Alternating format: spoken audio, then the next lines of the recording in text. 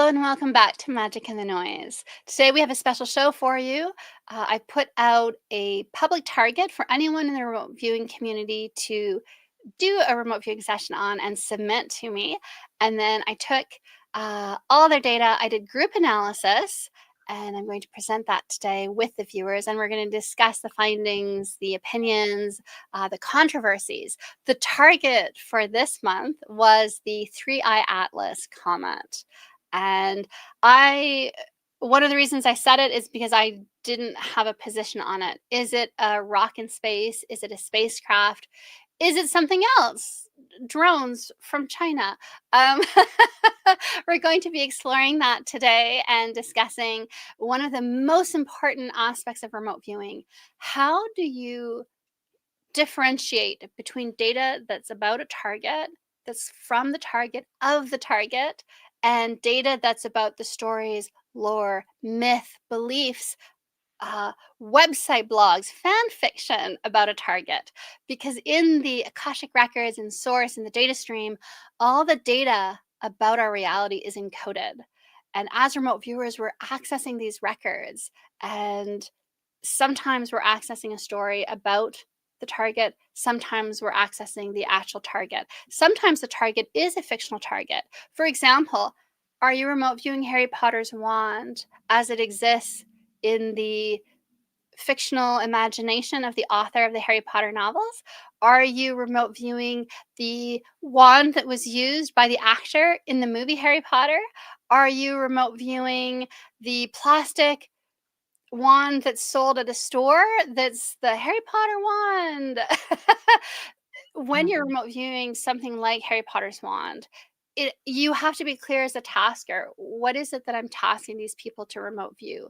The artifact that exists in imagination of the author, the fan fiction stories online about this, the actor, the movie prop, the TV show prop, or the simulations that are sold, homemade, handmade. This doesn't seem like it should really make a difference, but when we're talking about things like, is a comet or is it a spacecraft, this is really relevant. How do you identify markers in your remote viewing data that help you to figure out what it is you're describing? And so that's what we're going to be talking about today in relation to 3-Eye Atlas. And so before we begin, let's say hello to everyone here. David, if you want to start. Hello, my name is David, if you didn't know, and other half of Magic and the Noise, and a remote viewer, and an engineer, and many other things. But I'm always interested to see what everybody brings to the table for each session that we do here. So I'm excited to see what the actual answer. Are you going to give us the answer, Sasha? Do these viewers give us the answer? What is the truth? I have to know. So I guess I'm going to find out. Fantastic. Go ahead. Hi, I'm Claudia from the Netherlands. I'm now remote viewing for 3.5 years, something like that. And I'm using the method of Sasha herself, full spectrum illumination. So, with a lot of success. Thank you, Claudia. And David, if you can just, I have someone at my door. So if you can just manage this for a moment.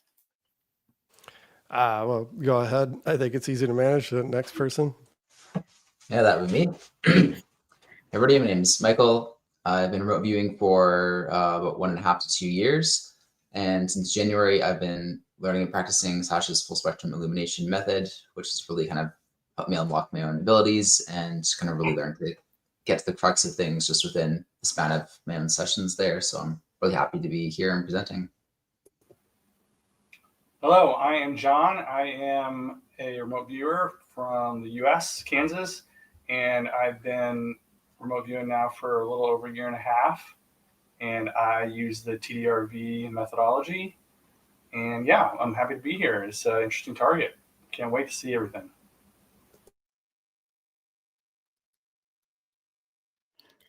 Hey, I'm Cody. I've been remote viewing for about 5 years, and the method I use is CRV. Fantastic. Thank you, everyone.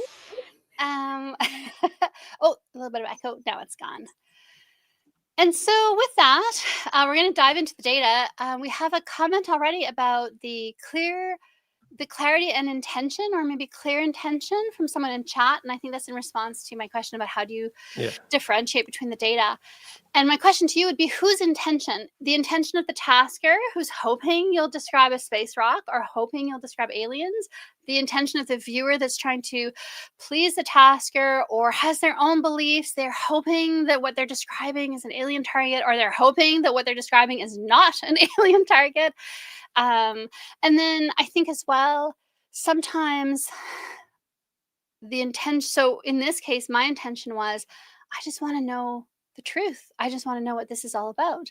And so I'm open to either outcomes. So then if there's a lot of strong narratives around the target, and if a lot of people are taking it as truth, excuse me, then it's tagged as, here's something that these people say is true. Is that truth? Right? If some people are saying it's true that it's an alien spacecraft, and some people are saying it's true that it's not an alien spacecraft, those two data points are encoded in the data stream, and then remote viewers are accessing the data stream. And so the idea of what is true and what is not true, 2 years ago, a man can be pregnant is a true statement. 10 years ago, that's a false statement. Today, I'm not really sure. And so if you're asking the data stream to determine for you what is truth, then whose truth is it using? Who's the arbiter of truth? Right? Yeah, good points. Thank you. Yeah, very good points. And so with that, but thank you. Really long handle that I can't decrypt into something pronounceable in chat, for bringing that up, because I think that it does matter. Your intention does matter. If you're intending for accurate information and you're intending for truthful information, that's really important to do. But when targets are like this one, where there's so many people who believe so many different things and they take them as truth, it becomes messy, I think, as remote viewers, to try to figure out how is the data stream itself going to determine what's true. And I've mentioned this before, the diameter of the proton was accepted as a certain value for decades in the science community. It was a science fact, and it was the truth. And if you were to give a different number in your remote viewing session, that would be the wrong number. That would be false. And then they discovered new technologies. They created new measurement tools, and they realized that they were orders of magnitude wrong on the diameter of the proton. And so then they had to update all the science textbooks. So then now the truth is different than the science truth of 15, 20 years ago. And so again, the truth is something very human, and we're dealing with a data stream that's not very human. And so these are just things that as remote viewers, I think we need to talk about and think about. And so, Yeah, these are all good considerations for sure, and typically not thought too deeply about. So what the viewers bring back, let's see. Okay. I'm excited. Perfect. Let's jump into that then. Let me share my screen. And the person who was at the door came and went again. And so they're probably going to come back. So they might come back before the end of the live stream. So David, you have to be on your toes, because I might call on you to take over again. I'm all out of dad jokes, so I'll do my best. Thank you. And I'm sorry, usually I share in a nice PowerPoint format, but everything that could go wrong might go wrong today. And so and PowerPoint often crashes my StreamYard. So I'm just going to use a PDF. Sorry about that. It looks a little bit less professional, but it's the same slide deck. So 3i Atlas, these are the pictures that NASA has posted for the public to look at. Very blurry little dots. You can see little dots moving across the screen, little dots in a field of bigger dots and smaller dots. And we're told that Comet 3i Atlas is a newly identified interstellar object. So it's coming from outside our solar system. And that makes it very different from what we normally see in our skies. in terms of meteors and comets. And the 3I comes from the fact that it's the third interstellar object following Oumuamua and Borisov. Did anybody hear about 2I Borisov in 2019? Because No. I didn't. It's funny. No. It didn't do well in the polling, so they just sort of ignored it. That to me is extremely strange because Oumuamua, we heard about it all over the news. We're still hearing about it. Is it an alien craft or was it something else? And then the same thing happens for 3I Atlas. But then Borisov just came and went, same class, same weirdness, same interstellar object doing its own little thing. And nobody even knows about it. I'd be curious if anybody's done any research in that one. And did it have some of the same anomalies that we've seen in the other two interstellar objects or not? And that would be interesting if all three of the interstellar objects behave differently in terms of gravity or their response to the sun. It could point to their nature as being non-natural, that these are maybe probes or spacecrafts, or it could suggest that we have holes in our theory of gravity, which I think physicists, I know, it's already well admitted that there are a lot of problems with the theory of gravity there, and dark matter is invoked and all these other things to kind of try to paper over the problems in the theory of gravity. It doesn't explain everything that we observe. So it would be interesting to see, do the interstellar objects, are they disproving some of the theories that our science takes as fact? And is that why we haven't heard more about Borisov? Is it because it's contradicting some of the theories that we have about how gravity works? Or is it because it just was boring and didn't do anything interesting? Part of me wonders too if there's also just a relationship with the media cycle as well too, which is a pretty strange creature when certain things get like thrown into like the public consciousness. And I think a lot of things have happened as well between like 2017s and now, for example, around things like disclosure, for example, which can generate a lot of interest in these like weird things coming from outer space and are acting mysterious in ways scientists don't understand, That's such a good point. Yes, I agree. Yeah, you always have to look at what's happening in politics and what's happening in the economy. And are they just trying to distract us? Because that's when we do see kind of more of these things blow up here. And then here's something though that I think is very odd. These were the pictures that NASA gave us, just dots in a field of dots. And then this is NASA's best image so far. And it's just a little blur that Cody, we're going to see in a few slides, drew perfectly, that little blur of light, of glowing light.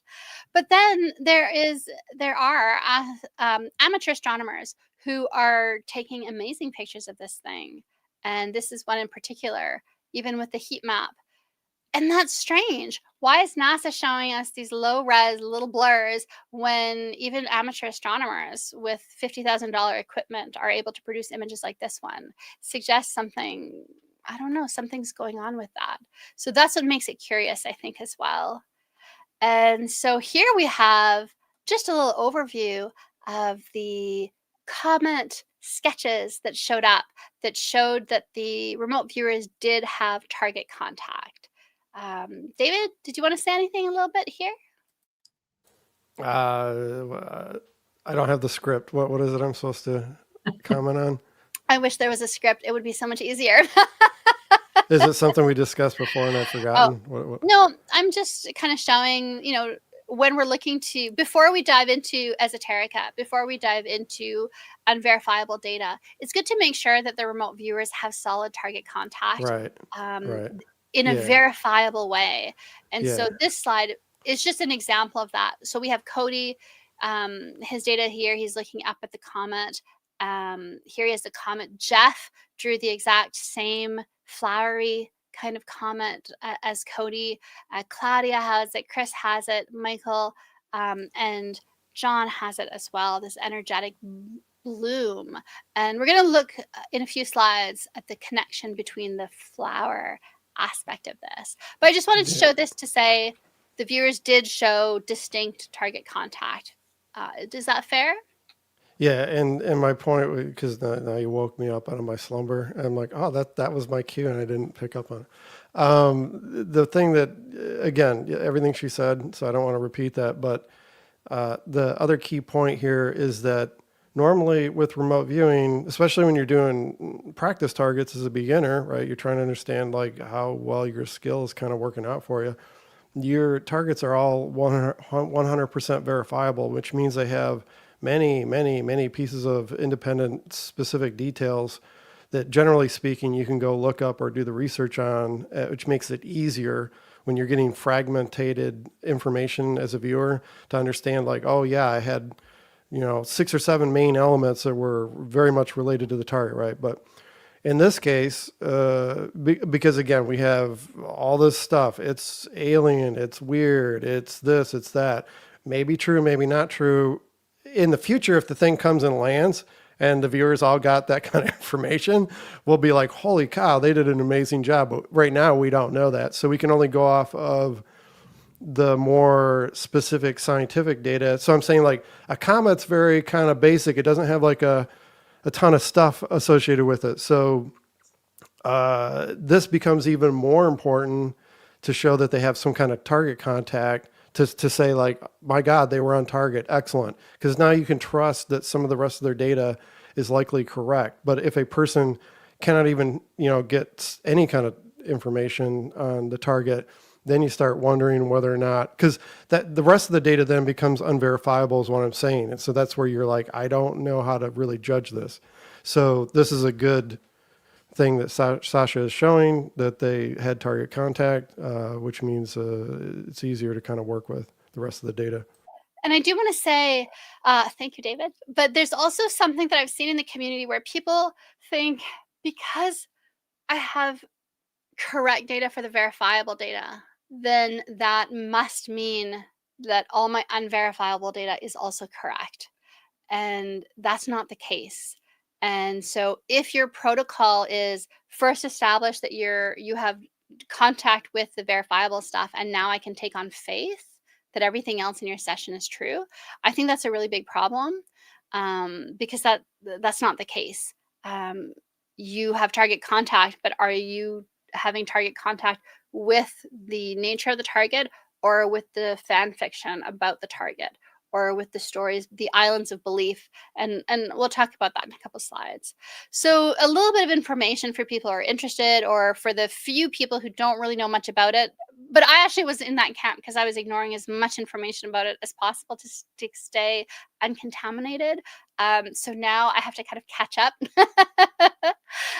But yeah, this is just a little bit of information about the I name think it's and saving sorry. something.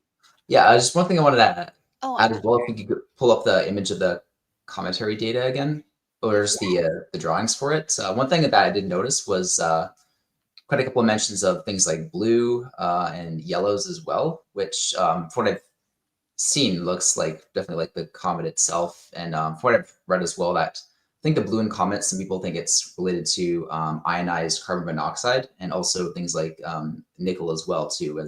And yellows typically just come from like incandescence of the dust, for example, just from coming in from the deep cold of space and everything. So I think that's also another point to see the good contact that's been made here. That's a great catch. And the carbon monoxide, we'll come back to that later. But yeah, because that is one of the findings that was anomalous about the comet, was that there were anomalous levels, I think, of carbon monoxide. And then someone in chat says, yeah. hello. Yeah. Yeah, I was going to say, someone in chat, they just mentioned that there's a YouTube channel that thinks that the first 2 interstellar objects are biological, and a Titan's finger, basically. So we will look for that in the data, I guess. Yes. Yeah. The mud fossil giants information. I think that the Mud Fossils University YouTube channel, they have really interesting ideas, and some of the evidence for the theory is quite persuasive. So yeah, thank you for that. And then a little bit of information that I think might be interesting. And I didn't see this in the data, I don't think, but excuse me as I cough right into the microphone. My apologies. NASA indicated that the 2 missions to the asteroids were Lucy and Psyche. and they were farther from the sun than 3i Atlas, so they were able to pick up backlit images of the comet's comma. Lucy and Psyche, we're going to see a little bit in Michael's data a little bit later, how that kind of comes into it.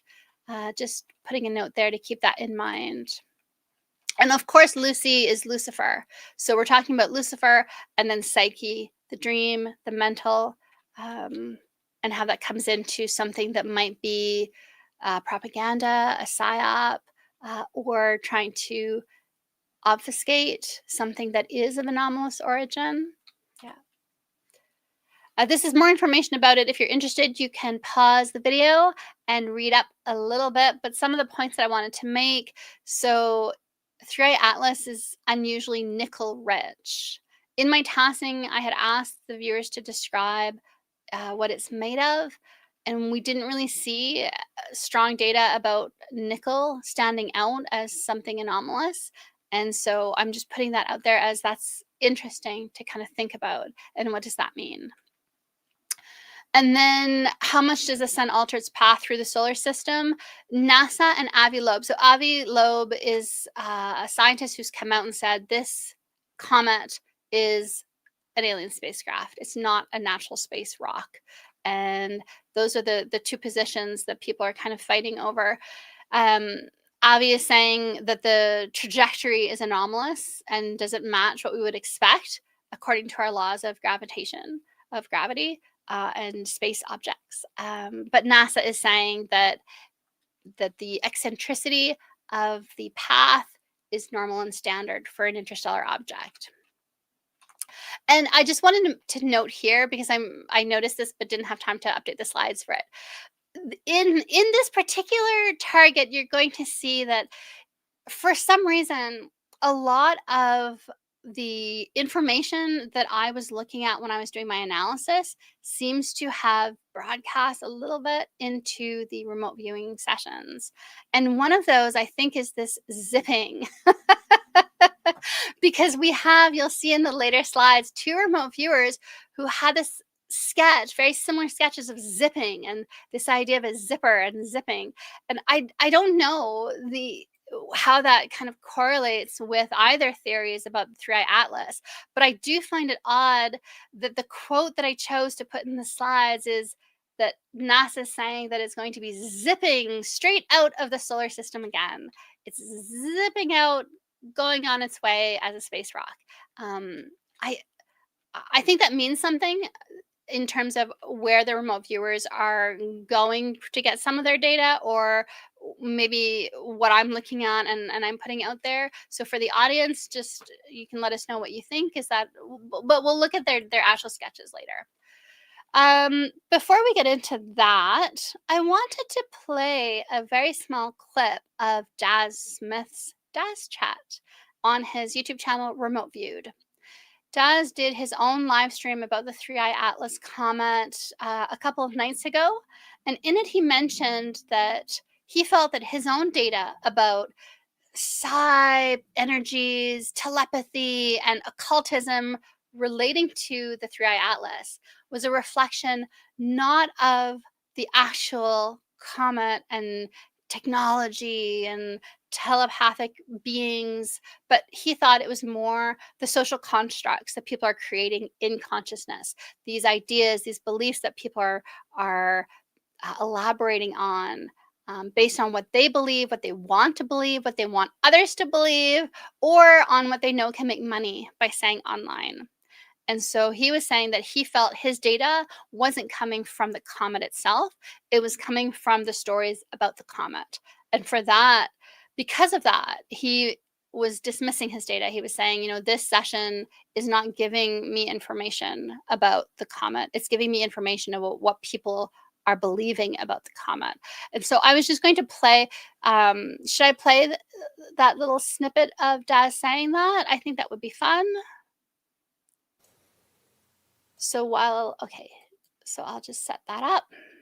And you guys can talk about what you think about that while I set that up if you want to. Remember to comment and subscribe. Yeah, I like that. Yeah. Okay, will it let me? Yes, it will.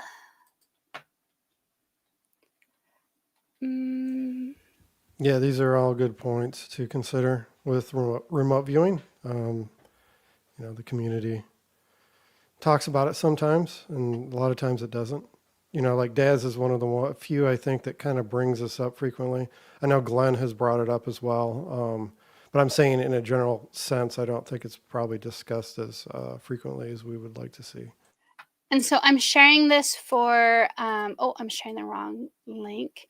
I'm sharing this for discussion, commentary.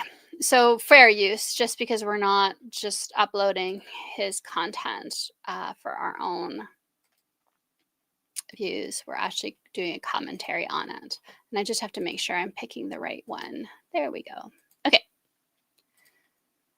For some reason, StreamYard makes sharing screen a little bit annoying. Okay. Tell me if there's any problems with the audio.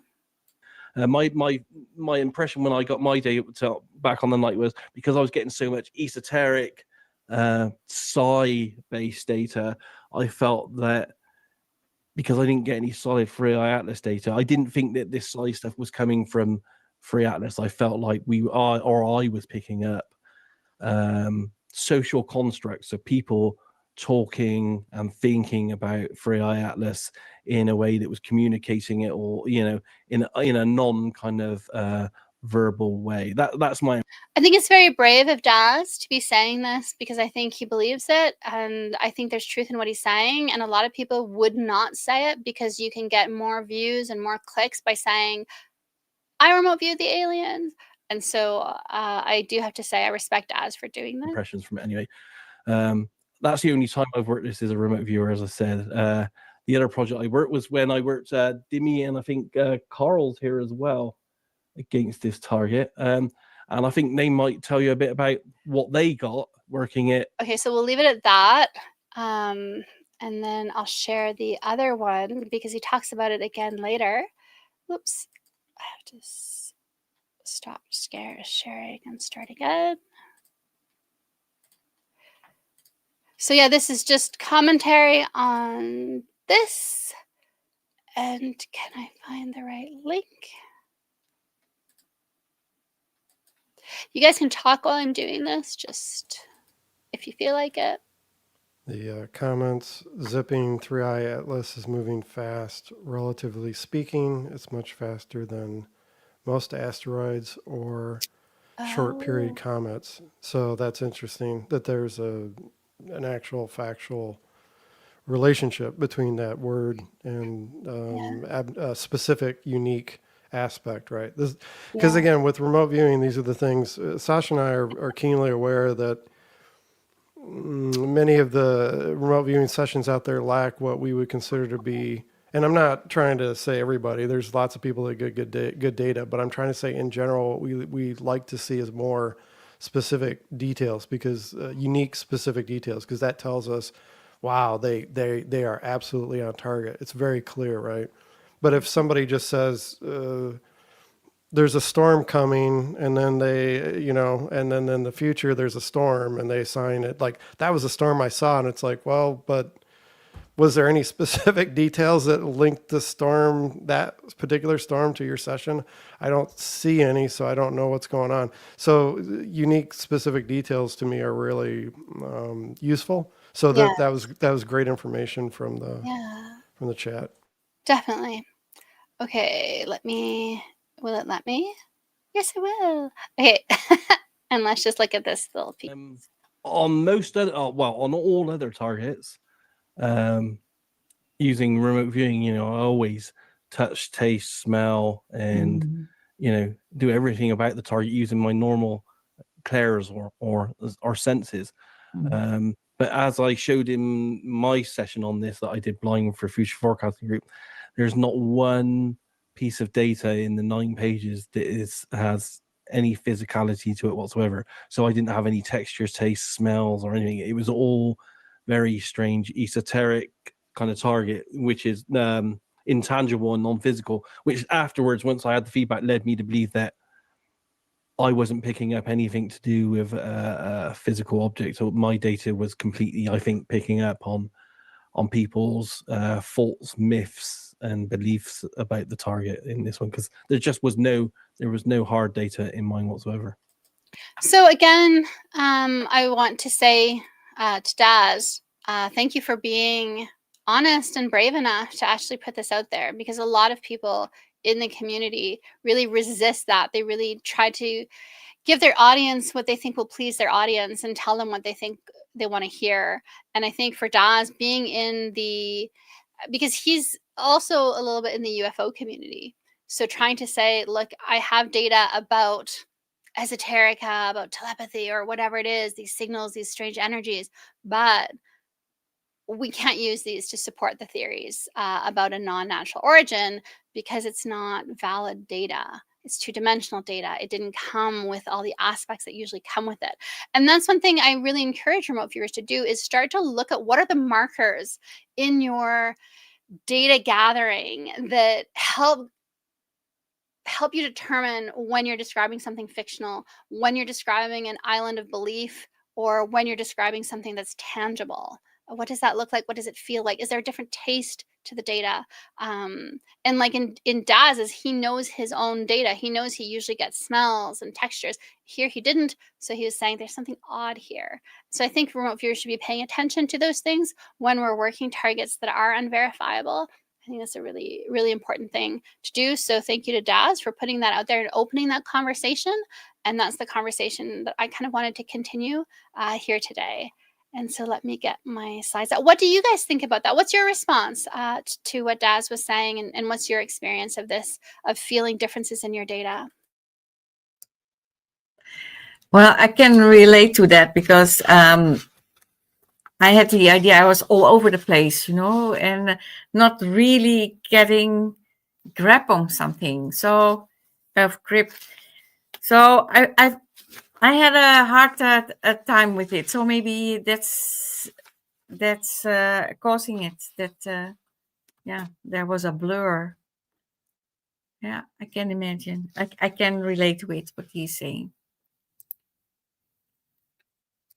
Yeah, I think it's really good to kind of just pick up and note that is sometimes targets don't always feel like they have a totally conceptual or physical feel to them. Like there's a lot of other conceptual stuff that's just kind of like sort of clouding it a little bit, almost like the comma around the comet itself.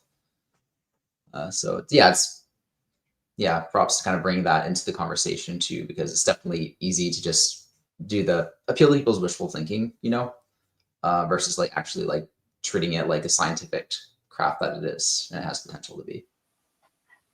And I think as well, it's so the reason to do this is so that when you get data about an alien craft and you're picking up on it and it's tangible and it has all the sensory input and it has the depth, and when one of the differences I find is when you're accessing data that's more directly of the target, you have that richness. There's all this other data that comes that's right behind it, and you can kind of feel it behind it, right? Whereas when you're maybe describing fan fiction or a story or a narrative, you can feel that in the data point. You feel like, okay, here's a data point, and there's these different blocks of data behind it, but they're all very discrete rather than this like continuous.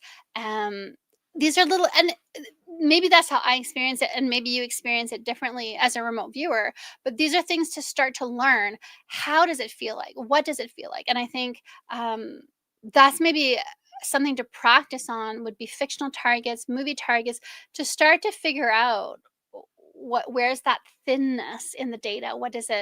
How does it come through for you in particular?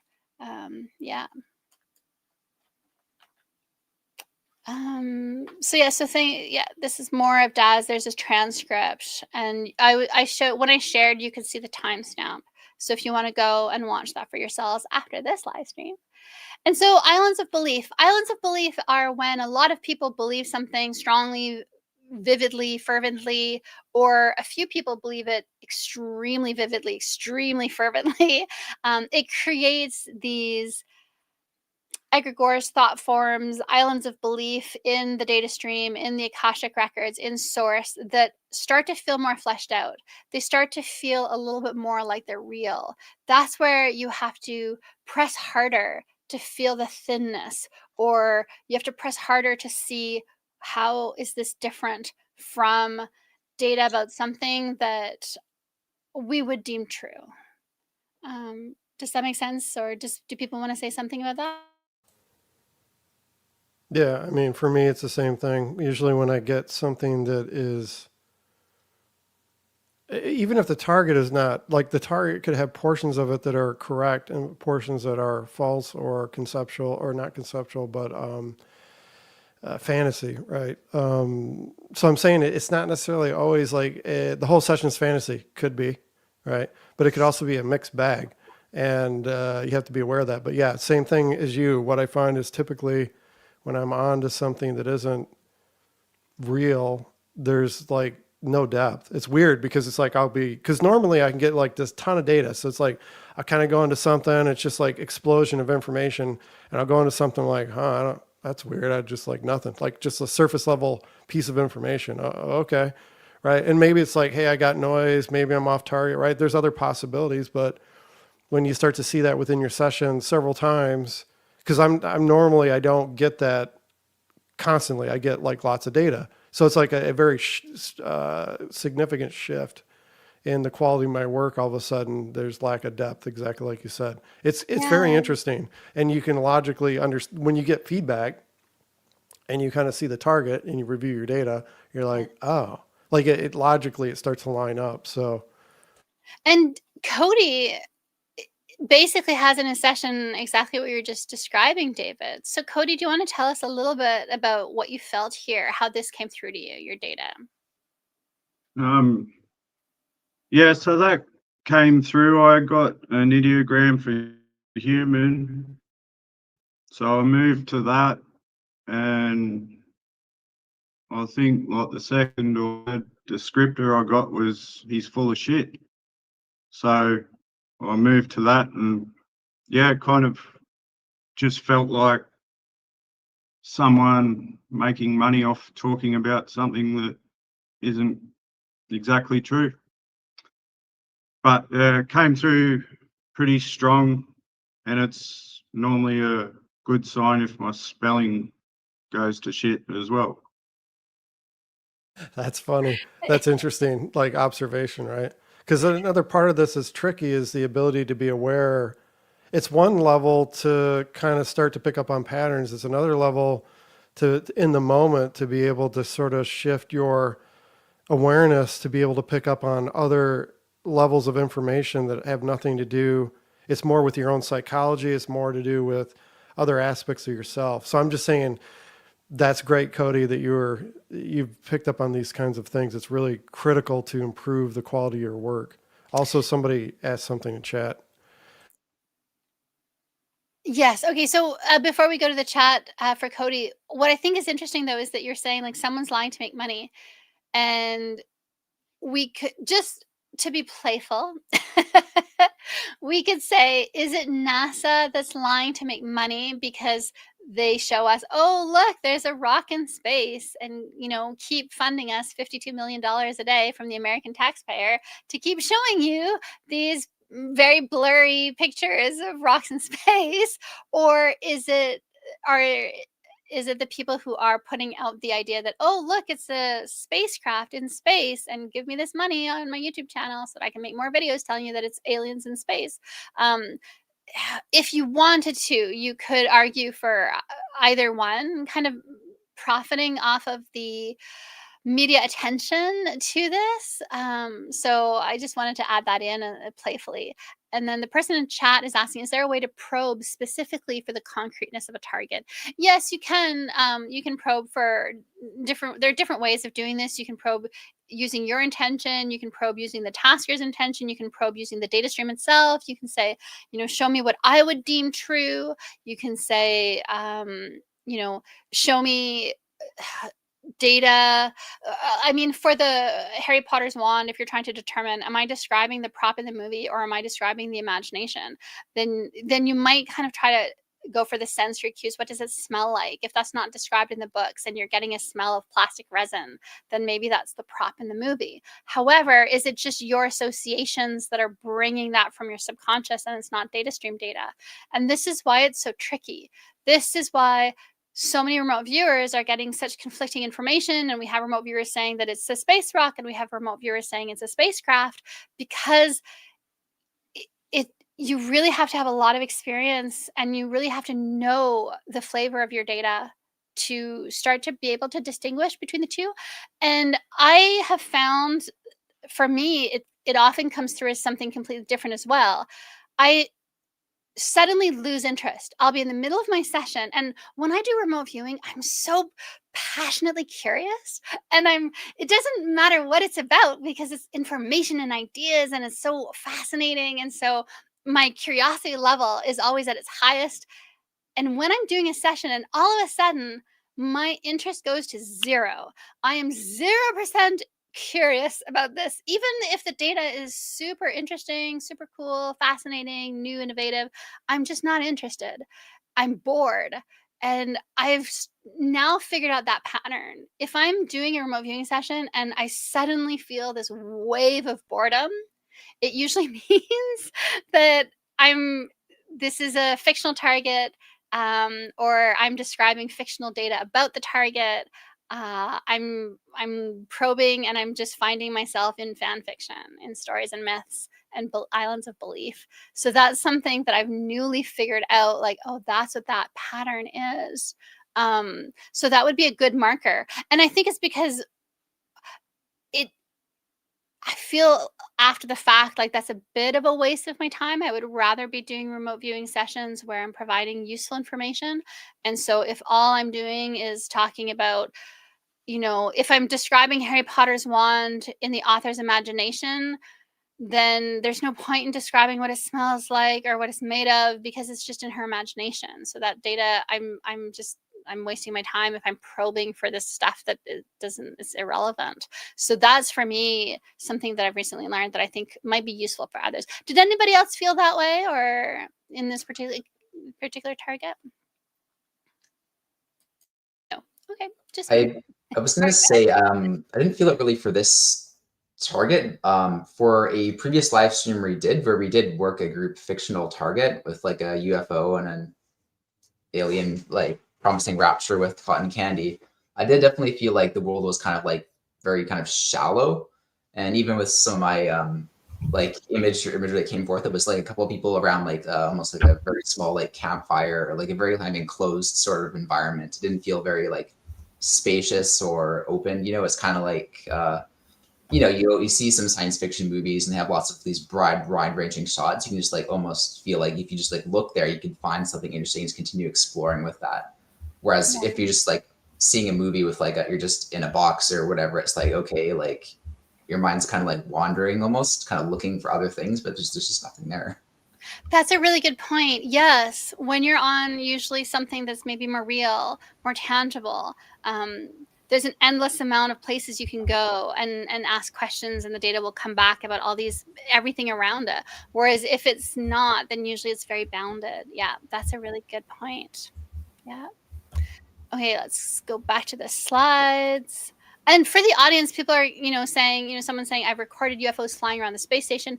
I don't want anyone to think that we're taking any position here. We're not saying it's aliens. We're not saying it's not aliens. We're not saying aliens exist. We're not saying aliens do not exist. We're just looking at the data. And so let's move forward.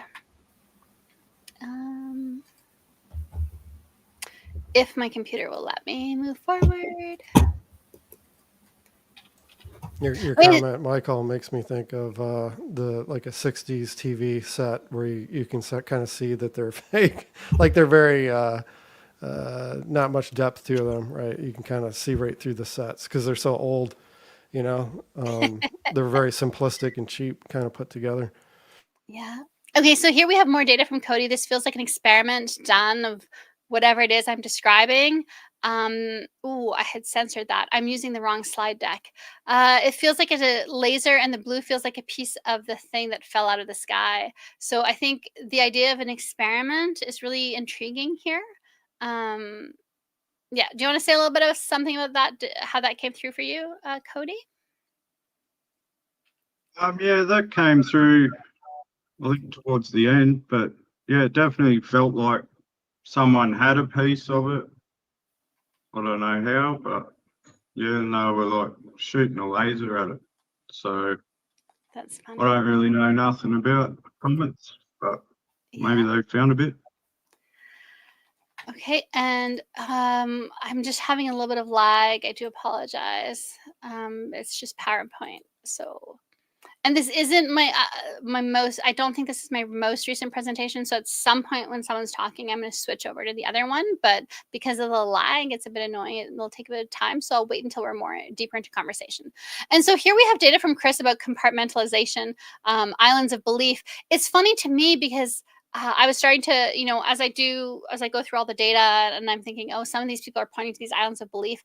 And then I get to near the end of Chris's data and he's describing an island. It feels like an island. And so I thought that was actually really cute and really fun data. Well, the Yeah. other thing too is a comet in space would feel like an island, right? So yeah, from a that's physical perspective, there's also a possible relationship to the feeling of that as an object. So yes. if that's true, if what I'm saying is true, I'm just saying this is another point of target contact, but it's more of a metaphorical kind of perspective of the actual target. Yes. And then, John, you have the person in the straitjacket at the beginning of your session, and Michael had this kind of crazy hair lady who has her hands bound. And so we'll look at that a little bit later in the data. But so here, Michael, do you want to talk a little bit about this data that I've put under islands of belief, only because, yeah, I'll let you talk about your data here while I do something else. Yeah, sure. So for the image, the metaphor that came up for this was like this basically couple walking down this sort of red carpet, sort of like how celebrities do with like the ropes, the red ropes there, and basically feeling of mirroring reality, pacing, stepping into another's emotional world. It did feel kind of like almost like cozy and romantic in some ways. And also in this point did kind of feel like a bit of almost like an emotion of like distrust or suspicion come up around the data. Felt like it was like, yeah, but feeling a bit guided and led on the path, like almost like it's not quite what it seems. And so Yes. some of the data that came out was a synthetic simulacrum of the wholesome, the song Whole New World, by the Mouse Corporation came up, this on this magic. The song took place on a magic carpet ride, what that's Right. worth. That's Um, interesting. And I think so one of the reasons I put these pieces together under this heading is because I think that this idea of um, stepping into another's emotional world. So you're not right. It's this idea of like, are you stepping into a consciousness construct? And the idea of a synthetic simulacrum of the wholesome. A simulacrum is a copy of something for which there is no original anymore or ever. And so again, it's this idea of we're creating something in consciousness that talks about something in reality that doesn't actually exist in reality, right? And so to me that was this influenced the path of my analysis, was seeing this in your data. And then John, you had the warp drive Star Trek engine room. I put this under, is this pointing at science fiction, or are we looking at data about an engine? Did you want to say something about this here, or? Yeah. I'm not a big reader, but I watched a lot of movies, and I'm kind of known for quoting movies and referencing movies a little too much to my family and friends. So often in my past sessions, I get a lot of just references from movies or quotes or something that in the past have pointed to real aspects of target, at least from my past sessions. So when I got this, and then I saw what the target was, I actually thought it was pointing to an actual real aspect of there being not necessarily a warp drive or an engine room, but something that would relate to a real propulsion system or whatever, a craft or something. But that's interesting. It could all be fake and made up. So I don't know. Well, not Yeah, necessarily but fake and made up, but yeah, go ahead, David. well, I mean, what you just said, John, is good additional insight, right? Because you said in the past you would make quotes, and so in those cases it was accurate. You could see the accuracy because those are more verifiable, right? This could be true. but maybe we'll either never know because we're never given feedback publicly, or maybe we will in like 6 months or 3 months or 2 months or maybe 3 years. It'll be like, oh, there was these secret things happening, and now we're going to tell you what was really going on, right? So maybe this will play out in the future, but yeah, right now without any substantial data, it's harder to say. But I'm saying the key point really is what you just said, is that, well, my trending has been that this has been accurate. So that could, in your case, this may still follow the correct trending, right? But it's harder to tell at this point. And for my analysis, because I'm the same, John, I also get sometimes movie scenes or songs. I get a lot of, for some reason, I not a lot, but I've gotten a few passages from the Bible that will come through, which is always really weird to me, that it'll come through as the whole passage. And I'm like, oh, I didn't realize that somewhere I had access to that whole, and then I realized it's not coming from my memory. I haven't memorized the Bible. The data stream is giving me the whole passage, right? So for as an analyst and as a remote viewer looking at other people's work on something like a UFO target, an alien target, here's how I approach this. The warp drive Star Trek engine room, because I have seen enough of John's sessions. He's a great remote viewer. He's amazingly accurate, insightful data points. And I have seen fictional movie scenes referenced in your data. So here, when I look at this, the reason I put it under, is this possibly science fiction, is because there wasn't any depth to it. I didn't see data in your session maybe, or in the group data overall, more specifically in the group data, because this I analyzed more as a group data rather than analyzing each individually.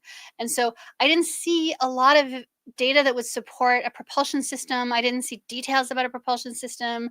I didn't see anything that was more than just vague, like, oh, energy systems, lasers, right? So again, for something like this, I'm trying to figure out, are you describing the warp drive that people online are building communities around, discussing as an attribute of the spacecraft that they believe that Atlas 3I is? Does that make sense? So they believe it has a warp drive. They're talking about it. They're describing it. But they're not describing it in very scientific terms. They're just kind of like, oh, it must be like in Star Trek. It must be like this. And so we're picking up on truthful data about their conversation, but it doesn't mean that it's giving us the truth about the comet. And again, I'm trying to, I don't want to come off as defending the mainstream narrative, because that's not what I believe. I don't actually have a belief about this one. I don't know either way. I'm still in the inconclusive. And some people have to have a belief. They need certainty. They need to either believe it's aliens, or they need to believe it's a space rock, and they don't like not knowing. Whereas for me, I just feel like I can see arguments for both. I can see the data for both. And so I'm not too concerned for myself about having to pick a side. And so that's why in my analysis, I'm trying not to be biased, but I don't want to accidentally bias it too much towards the space rock, because I'm trying so hard not to be biased towards the aliens. So yeah, so that's just about, trying to explain how I'm doing my analysis and making these conclusions. And then, did you want to talk about your data here? Because I think that this is really good data for the comment. Yeah, this is weird that the top left, I got this idea of something outward blooming that just kept on blooming and blooming. Almost made me feel like it made me think of like an energy source that was almost like self-perpetuating, or just like I don't know what it was. Just a very, very unique conceptual of something that I didn't understand. Could very well maybe just comments go on forever, or but it felt like something that was like growing. I don't know how to explain it. It was so weird. And then at the bottom left, I don't know what that was, other than what's shown there. The surface feels dynamic or alive. That made me think. Of course, a lot of our targets are in this group are UFO related, or just kind of strangeness, includes some strangeness. But this was a unique perception that felt like, it kind of reminded me of, again, going back to a craft, but like the idea of like a surface that was like alive, like that had energy, that had I don't really know how to explain it, but I wonder if the comment from chat earlier, the mud fossil who believes that space rocks are pieces of giant Nephilim or just giants that existed before humans came to Earth. So he sees the interstellar objects as pieces of an organic being that was alive at some point. So it's an interesting tie-in. And then the solar sun nuclear, that I did get a lot of hits that made me think of the sun in my session. Yeah. And again, this expands, spreads, and I got the energetic bloom again up there. That I had this looked like a storm or something kind of moving through.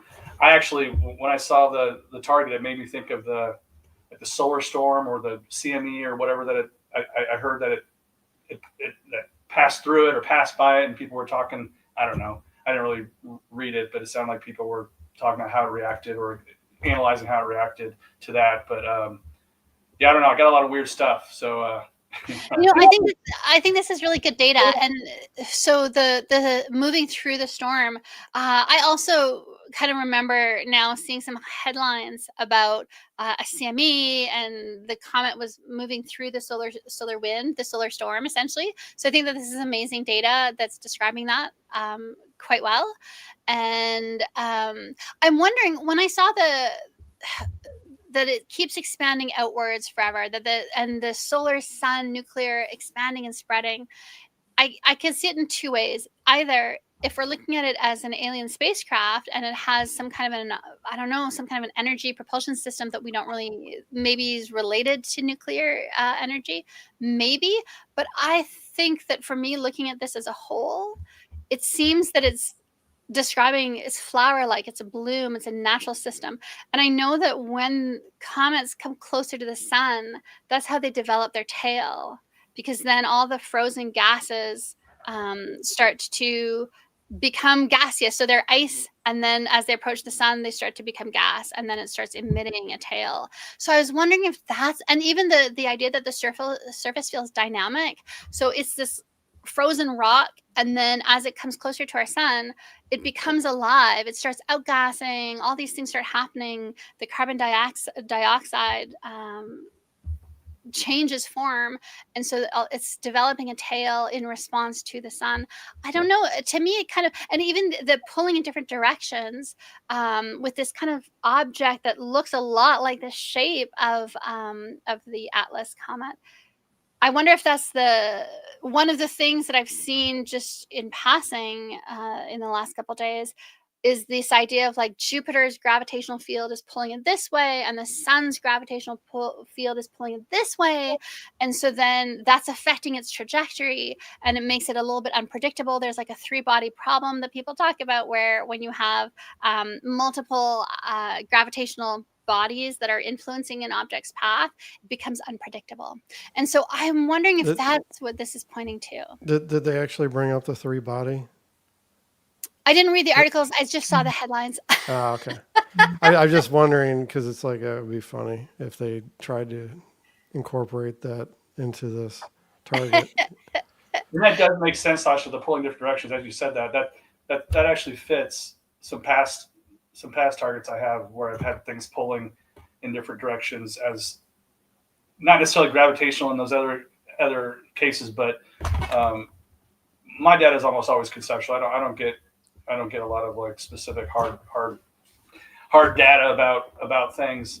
It's a lot of it's conceptual, so that would make a lot of sense as you explained that there, for sure. Whether it's a craft or a comet, it's being pulled in different directions by different forces, for sure. Yes, yeah. And so I thought you had. Can I add something? Yeah. Okay. I also saw a photo lately, one where there are 4 or 5 different green jets out of the comet itself. So that reminded me when I read that the pulling in different direction, maybe it's within the comet itself also. Yes. With the jets. So That's that a was good my point. And the flowering, the continuous flowering, I think that would be the jets, yeah, that are starting to come off it. And uh also John, the tasking asked about the trajectory. And so I think this idea that the trajectory is anomalous because it's being pulled in all these different ways, maybe that's what I kind of look. And then here we have I'm the slides are going to show different supporting data for different perspectives. So right now we're looking at the data that supports the idea that it's a natural comet, and then we'll look at the other data. So Cody, one of the things I thought was really awesome, Cody, you had the visual and you have this greenish bluish kind of glowing light, and it's blurry and it looks so much like the official NASA picture that NASA's best image of the comet. So I thought that was really, really fun. So did you want to tell us a little bit about your data here? Yeah, so with that blue picture, I remember when I was drawing it, I really wanted to put an outline around it, and I thought, no, I can't. So that's why I drew the box so you could see it on my tablet, because I could barely see it. But yeah, with the other one, I was just sitting there, and then I just started wanting to look up, and then I just had a bit of a flash of something flying through the sky like that. So did my Nice. best to draw it really quick. Very good. Yeah. And Michael, you drew something very similar. Did you want to say a few things about that as well? Sure. Yeah, so just basically got this idea of this like kind of eye lighting up the sky and just having this like very high vantage point or view of things. And I think perhaps maybe that was just like seeing from the perspective of Realis itself. Yeah, I know a whole lot of details with this in the absence of some other context, but yeah, just thought I'd bring that up. Yeah, and I think it is interesting that you have it as an eye, kind of. Go ahead, David. Well, Cody, so you're saying on your blue image there on the far right, you felt compelled to put the box around it? When I wanted to draw an outline around the actual blue, and I thought, no, I can't put a circle around it, but I put the square around it just so it'd show up on the paper because my brightness was right down on the tablet. I gotcha. Yeah. Okay. And then here's more of your data, Cody. So again, you're kind of describing it. I thought that this was really cool as a pearl that's gaseous. I thought that was a really nice description that fits the data. And you're also picking up on gravitational, magnetic electric fields, things like that. And again, a nice correlation with Michael's atmospheric charging or ionization, and he has a star. And so if one of you guys wanted to say something.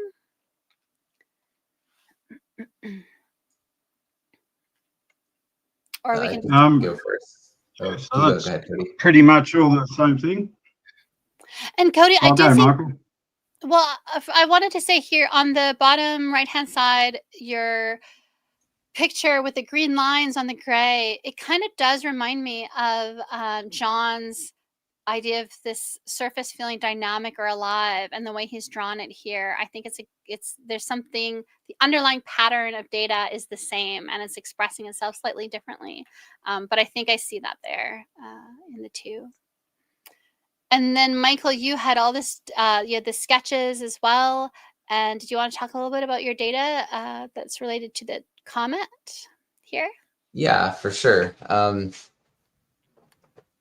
Yeah, so quite a few different pieces of like touch data I got was like hard, stony, with the metal incandescent light. This is the central text was kind of related to this blue teardrop flame, vaguely resembling some other data in earlier parts, but basically had the idea of electrical currents impacting energy induction, heating, interplay of magnetic fields. And I think this goes back to some theories I've read about. comets. And basically one of the ideas was this alternative theory to them being just like off gassing from like the heat being close to the sun. It was also just that there's massive charge differentials closer to the sun, which is more positive, versus like interstellar space, which is extremely like negatively charged. Okay. And one of the things that can result from that are these like arc discharges, where there's emissions of light ionization and creation of plasmas and so on. So that showed up a lot in the energetic overview of the target in like the phase of the FSI chapter I was doing. So I think that kind of, I think it's some good target contact data there. This idea of this fluid corona, the woman with crazy hair tied up. This is actually a hypnagogic fetch I got when I was falling asleep. And one of the things I do when I'm in that like liminal sort of high theta state is I just, do the target query again to see what comes up. And the image came up with this woman with this like very kind of radiant hair kind of going in all directions. Or she's looking kind of distraught, her hair was bound, kind of miserable there. I think I didn't immediately associate it when I got the reveal that this is like the comet. I thought it was kind of tied with something else there. But I was happy you managed to kind of pull that out. And it does kind of make a lot of sense connecting with some of a few other things that were there. And I think, in I don't want to say ancient, but in centuries past, I think there was that idea of like the crazy hair being a symbol for comets. I don't know. I'd have to look back. Yeah, I think of, now that you mention that, I do kind of think of like these like crones and prophetesses and like warning of like comets being harbingers of doom and things like that. And like you see a lot of people kind of getting worried about what is this thing coming from outer space? Is it like aliens? Is it whatever, Yes. Yes, I thought that was really good. Mhm. And then here's more data from Cody about the tangible. Now, Cody, did you want to talk a little bit about this? Because you have something gets struck. Earth is moving, but you have like a before and after, and there's an opening. Do you want to talk? Because we're going to come back to it later, but just to give a bit of a precursor. It kind of felt like a volcano. That's kind of how that came through, and it just opened up. But it was more about what was down in it, which led me to like the planet core and things like that. But it was very loud. I'll put it that way. And so when I was looking at your data, I was wondering, like, is the 3i Atlas going to crash somewhere? But now that Michael has just given us this information, I think that might fit with what Michael was talking about, where you have these comets coming in from space, and then they're interacting with the solar field, and then there's discharges, plasmas are created, and so the surface is melting, but there's also electrical activity that's changing some of the properties.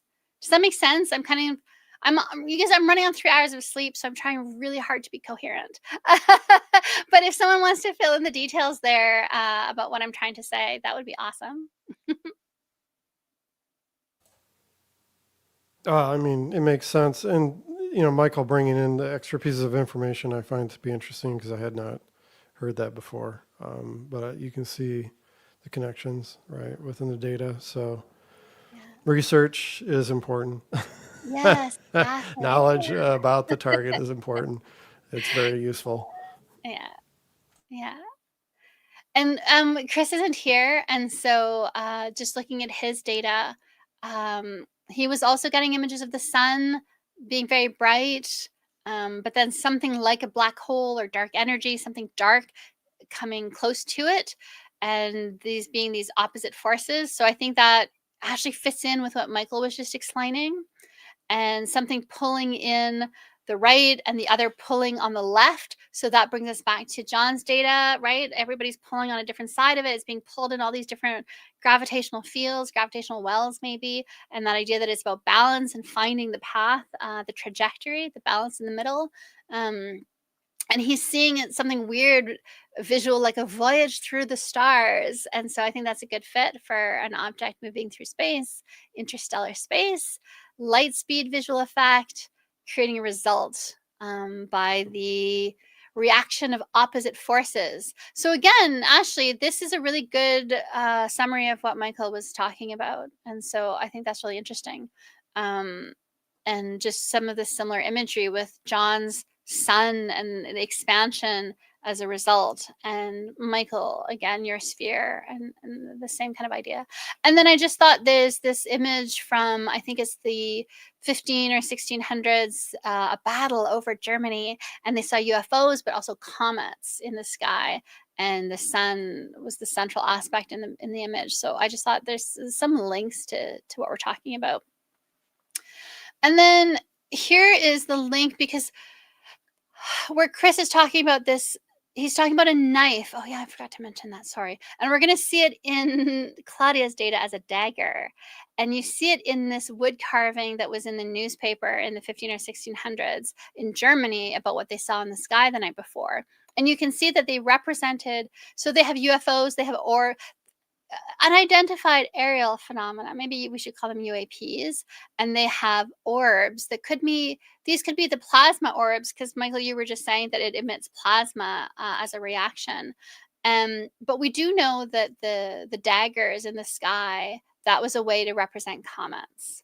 And so it's interesting to me that Chris is talking about a knife and then a corkscrew motion. And then Michael, you have the spiral motion above this particular sketch and the Jacob's ladder. Did you want to say a few things about that now? I am having a really hard time moving between applications. There's a really long delay. And so, yeah, so I can't see your faces. You just have to talk. Yeah, for sure. Yeah, so this image on the left came through in my exploration and dialogue session, and what kind of essentially came through is this, yeah, this spiral shape, almost like there's like people like walking on this path, and there you can see like a couple of like little devils on the side there, a couple people with like like swords in hand, kind of like guarding the path as well too. So that essentially in this session, what came out for me was this Orthodox icon, which is basically about these monks who are basically proceeding on this direct path to, to heaven, basically. And you have see these like little devils with like spears and with arrows trying to like knock them off. And you can see the devil is a big head down at the bottom that's like eating the monks that fall down. Oh. There. And one idea that came to mind was that there's like perhaps the influence of the 3i Atlas as it's moving, because it is like going through this like interstellar space. But also you can see, as we were speaking to before, how it's being maybe deflected and influenced by gravitational forces and other things too. Yes, definitely. Yeah. And someone in chat says, is that the Tower of Babylon? Or the Tower of Babel, I think maybe. There's the reference for the shape of it. That's a very interesting connection, yeah. It's also like this idea of like, well, it goes back to like a synthetic construct of some kind too. I think there were kind of quite a few things mashed together there. There was some of the story data that I picked up on and was making commentary on. Yes. Yeah. Anything else, David from chat? No, you're good. Okay. And I'm just, so I can't do the PowerPoint. It's just freezing things up a bit. So I'm just going to switch to the PDF. I was really interested in why will it not find it? In the Jacob's ladder aspect of that data point, Michael. It's interesting because I also had a spiral staircase in the second page and something of stone. So, but basically what you say is it the monks and the devil? Is it between good and bad then? Something like that?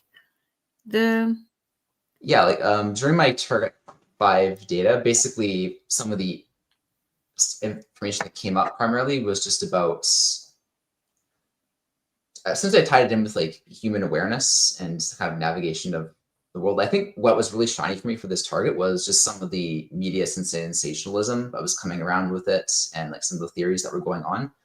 And like a chief piece of data for me that came back about it was that there's some deception going on which inflates the importance of this event. It displaces like a solution from the personal roto trials. So I think it refers to how people's emotions can get like really invested in certain things that are happening in the absence of other data. Stories are being created, and I think that could perhaps be what maybe the devils are. They're kind of like put people down these like blind alleys and things when it comes to like discovery and things to worry about, you know, which is like a very, sad to say, pretty thriving industry online. As the world gets increasingly chaotic, it just becomes a much larger ground for a lot more theorizing of what's going on. And essentially, I think that's what part of that story came to me, that arose for me when I was doing this data, that there was a bit of that narrative dynamic and that tension there. And it's just through the following of the live stream and some of the information about cometary pathways. Like there was a bit of data earlier about Lucretius. I think it was Sasha's prompt about Lucy. I thought. And then essentially when I looked into that, it was about a theory of atoms always like falling in a downward trajectory. Like everything just falls downwards, downwards, downwards. And even in an image, there was like a little comet at the top, but you can find it on Wikipedia there. But essentially his idea was that sometimes things get curved and bent by interacting with other things. And that's why we have matter itself. Otherwise it would just be like things falling forever in the void. And I thought that was a pretty good match for the interactions of Thuriah Atlas with the solar system itself, where it's not going on its usual path, getting deflected in ways. And I think some of the ways that shows up in kind of human psychology kind of also worked its way into this image too. Yes, I would agree with that. Yeah. And so some of the comments, could healing codes be a thing evolving us into the life ladder? I think that those are interesting ideas. I don't know that because the target is Thuriah Atlas, and I don't think any data in the group data set that talks specifically about healing. So we can talk about whether this as a symbol maybe relates to that, or DNA, or all these different things. But I'm trying to keep it more based in the data set from the viewers. And so moving forward, so here, I thought it was interesting that a lot of people did see the comet as an expanding flower and use those terms to describe it. The expansion that we talked about earlier, but also just the word flower, or they're drawing a flower. So Michael has it as the cross section of a flower, and you see the shape of the pistil as the comet. That was something Michael, you pointed out to me. And Jeff, I mean, I think Jeff is he's even describing that sizzle that the people report hearing when they see shooting stars. Sometimes the electrostatics, or I don't really know what it is, but he's also. Maybe. I also thought wasn't there some kind of signal that sounds like that from the comet too. That's like a crackling or something. Oh, is there? I could have. I don't know that much about it. I thought I was splashed with that information, but I might be wrong. Well, when you have all these ions, and because electrical fields induce magnetic fields, and magnetic fields induce electrical currents. So when you have all these things interacting, you have all kinds of spicy things happening. And so I thought it was interesting that Jeff is drawing it as a comet, but then he's saying, oddly, a flower with no smell. So again, I think that's the two-dimensional aspect of it, but also just that it's a flower that's not a flower. So that was just really nice little conversion, or convergence of data. And then here we have more about the expansion, because John, you had a lot about that continuing self-perpetuating expansion. And then Cody, you also saw it as there's also data in your session about expansion, but maybe more, is it as the comet comes closer, you see it being bigger? Is that how you would interpret this data, or what do you think? Yeah, that's definitely what I thought after seeing the feedback. I thought, yeah, it's probably just getting closer. Yeah. But And as it gets closer to the sun, the comet trail, the gas cloud around it, those get bigger. The plasma cloud around it gets bigger as well, so it would expand as well. But while I was doing it, it actually felt like the overall size of it was getting bigger. But yeah, that makes sense now. Interesting. Yeah, or maybe these are the three interstellar objects, because the first was the smallest, and the second was bigger, and the third is now huge, according to A.V. Loeb. So the 1 million times the first, or something like that, he said. That it's that much bigger than Oumuamua? Yeah, it is. Oh, I didn't know that. Okay. Yeah. That's a really good fit for the data then. Yeah. Yeah, Interesting. it's good. And then here's some nice little symbols, sketches of the comet with its tail. And I thought it was really interesting that Chris, he didn't know he was drawing a comet, and he was saying the tail is important. It's the formation or the foundational structure. So I thought that was nice coming through in his data. Green, yeah. green cursor from chat says 3i Atlas comes from the same region of space as the WAPS radio signal received in 1977. Is that true? Can someone double check that? Because I thought I saw that, but then I also thought I saw someone say that that had been debunked. So I'm not sure about that. But if it's true, I think that's very fascinating, very interesting, something to pay attention to. Well, I heard that also. It's one of the 12 anomalies from Okay. the stars of the Sagittarius, something star system. Yeah. Which star system? Sagittarius. Oh, was in- Sagittarius. Oh, Yeah. yes. Okay. Okay. Interesting. And yeah, that's interesting. Because I would expect to see. Oh, I did see it. Those are your men on horses. So we're going to see later in the slides, both Claudia and John drew men on horses. John, that was one of the first data points in your session, was that man on a horse. I wonder if that's Sagittarius. Oh, it could fit with my hooks also. Okay. The That's point really of cool. origin. That would be really interesting if it was pointing at the point of origin. Nice. Thank you for that information, Claudia. That helps put the pieces together. Okay, you're welcome. And then here's Jeff describing something that is mechanical noise. So it doesn't seem that it's 100% natural from his data here. There's a hinge, there's an opening, there's an odd door. And so now we're starting to move from the descriptions of the data that are maybe more purely natural. Now we're looking at some of the data that suggests maybe artificial construction. And so that starts in Jeff's session. And he does have this like intersection, 4-dimensional, these paths, the trajectory information, I think, trying to get at that. And I think this is a really good description of an object in space coming near the sun, hot, and then cold, cold, cold, cold, cold. Because in space, when there's no air, there's no atmosphere. And so what's in sunlight is hot, and what's not is cold. There's no gradient. Sorry. And then here's more from Jeff, a manufacturing process. And here he's seeing, to me, it looks like the comet and then the sun or some kind of rotating object underneath it, maybe the Earth. And I do think it's interesting that he has his trajectory origin point in the eye.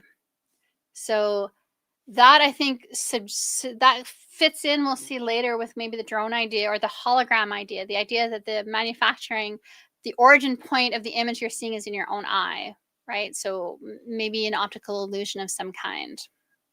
I was gonna say too, the corners of this from the eye, the little things there, do kind of look like comets themselves, like little circles with tails on them. I like that, yes. And it reminds me of your sketch of the landscape with the little eye comet in the sky, right?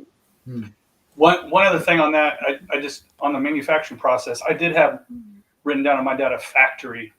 Yes. At one point. I don't know if that's related, but I think it is, yes. I think the factory, the manufacturing, there's something here. Now we're looking at data that's talking about something that's artificially constructed, not man-made, but maybe alien-made, maybe man-made. It's not clear yet. We'll have to look through more of the slides. Is the eye, the eye in 3i?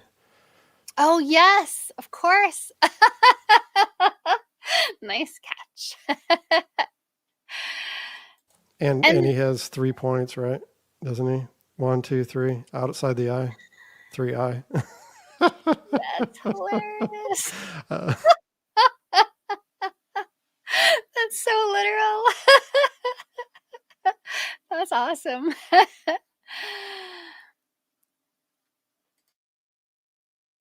Sorry. And then, okay. And so here's where things get a little bit weird. And here's where this occurred to me, and I don't know what to do with it. And so I thought, instead of, I'm just going to present it for your discussion. I'm not presenting this as something that I think, that I believe. This is something that occurred to me, and I don't know how to reconcile this and whether it's even relevant. I don't know if this has anything to do here, or if this is something that, yeah, that doesn't actually map onto your data. But so here we have Jeff talking about compartmentalization, and he's feeling really frustrated. So there's something being compartmentalized, put in boxes, separated out, put in these little boxes that are making it harder for him to access the data. And John, you have this box and the surface might be transparent. I think that that's interesting as well. So things are being boxed up, but you're still able to see through the box and get to the data. And then, Michael, there are two things here that I've put from you. So one, this idea of all these people that are kind of exploring this brain, and you're talking about biophotons, and you're talking about, I think you had, do I have it here in the slide? Different realities or aggregates or dimensions subsumed under particular keys of expression. And then you have a big pile of boxes. This is weird for everyone to be telling me about these boxes for this target.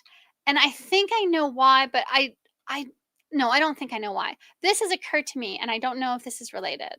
Oh, do I even have it in? Am I using the wrong slide deck? I might be not using the updated slide deck. Let's see. Does it come up? Oh, does it come up? Yes, it does. Okay, we're going to talk about the empty boxes. Hold on. We have to talk about other slides first. So, one of the things, Jeff has 3 pairs of eyes as well. And he's saying not everyone has the same vision. Not everyone is seeing the same thing. To me, that points to the idea of some of this is artificial constructs that are just imagination and fan fiction and islands of belief. And some people are seeing that data, and then some people are seeing the data about the rock. That might be what that's pointing to, perhaps. And then here's the data point, Michael, that I thought was so powerful. Extrasensory collaborations. Do you want to tell us a little bit more about that? Yeah, so the question was like, are these people all feeling this brain? Are they metaphors or generalized representations of something else? For me, extrasensory collaboration is just makes me think immediately of like remote viewing.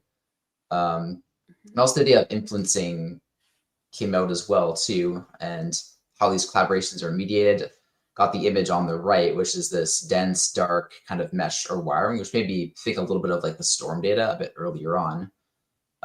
Probing it for touch, it felt kind of like wet, sharp, conceptual corollaries of that. Media, pretty well, is enveloping, highly sensitive, highly selective. Association I had was a million souls sitting on the point of a needle, which is, you should think about like bilocation of consciousness, particular places in space to kind of obtain data and so on. And I guess it could be a good indication for, with Threat Atlas, perhaps if we're a lot of people are reviewing that, and we're kind of bringing back different data about it, like seeing different things. And just a commentary on the brain on the left and with the people around it. One association for me that kind of came to mind for it was all these blind men touching different parts of a giant elephant. And they would say, oh, an elephant's like a coz. No, an elephant's like a tree. No, an elephant's like a large, like rubbery sheet, or an elephant's like a wall. And so it's kind of like people are bringing their own information. And I think which kind of tracks a lot with Jeff's own data about that. And like people are seeing different things. And it's interesting because once you remote view something, some remote viewers can add their own data to that. And so Dallas Smith did an experiment where he positioned himself above Stonehenge in consciousness. And then hold on, I have to cough. I'm so sorry. I'm trying to drink water. And I can't mute because my computer is not responsive at the moment. But so Daz put himself above Stonehenge, flying above Stonehenge in consciousness, and then assigned that to remote viewers. And some, not all, some of the remote viewers picked up on a man floating above Stonehenge. I think some of them maybe picked up on Daz. And we talked to John Herlosky last December, and he described how he, I think, was the first one to do this iteration of this kind of experiment where someone was having a hard time in his remote viewing training group seeing the target, and he was one of the fellow students. And so he said, well, I'm going to go to the target and wave at you from it. And that actually made her able to access the data more easily. And so from there, he tried to visualize himself shining a spotlight on the target. And he found that when he did that, the remote viewers were better able to access the data more easily and faster. So that, I think, to me, there's something there with what you're describing, Michael, and this link of, are we at some point remote viewing the data that other remote viewers have remote viewed and added their own interpretation and maybe imagination, maybe subconscious bias into? It's something to think about in terms of what we take as valid data, what is verifiable data, and when it's not, right? So just something to think about. Does that make sense to anyone? Or Yeah. awesome. Also, Jeff has 3 sets of eyes, 3-eye atlas again, and the if you didn't mention it, and in the chat, green cursor says they'd be interested to know if there's a sense of 3-eye atlas shedding mass or leaving something behind. John has been kind of communicating a little bit his data, but if you want to speak out, John, for the audience. Oh yeah, no, I commented, when I saw that comment, it kind of triggered. I had something in there, and yeah, somewhere in my data it said I had a perception that said something is consumed and then passes through as waste, and in that perception, Yeah. kind of the idea of, you know, like someone eating something and then it passes through and, you know, comes out the other end, leaves, you know, the waste behind. So anyway, I thought that was, I just answered the question. I didn't know if that's related to that or not, but it was interesting. Yeah. Could be the comet passing through the solar system too. You never know. Yes. Yeah, that's true. Okay, and so then now we're looking at doors and boxes. So here, Chris has a corridor, all these doors on each side. It's time for a decision. There's lots of possible outcomes, but only one will be chosen.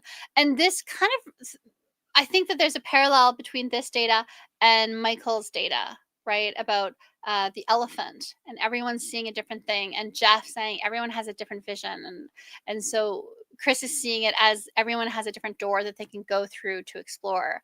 And the outcome of this new technology, so he's seeing this as tech is involved in this, the gray digital health related device. And then he draws something, it's a box with something with a comment kind of superimposed on it. And he's talking about an experiment here that's being done to prove something or to make something theoretical practical.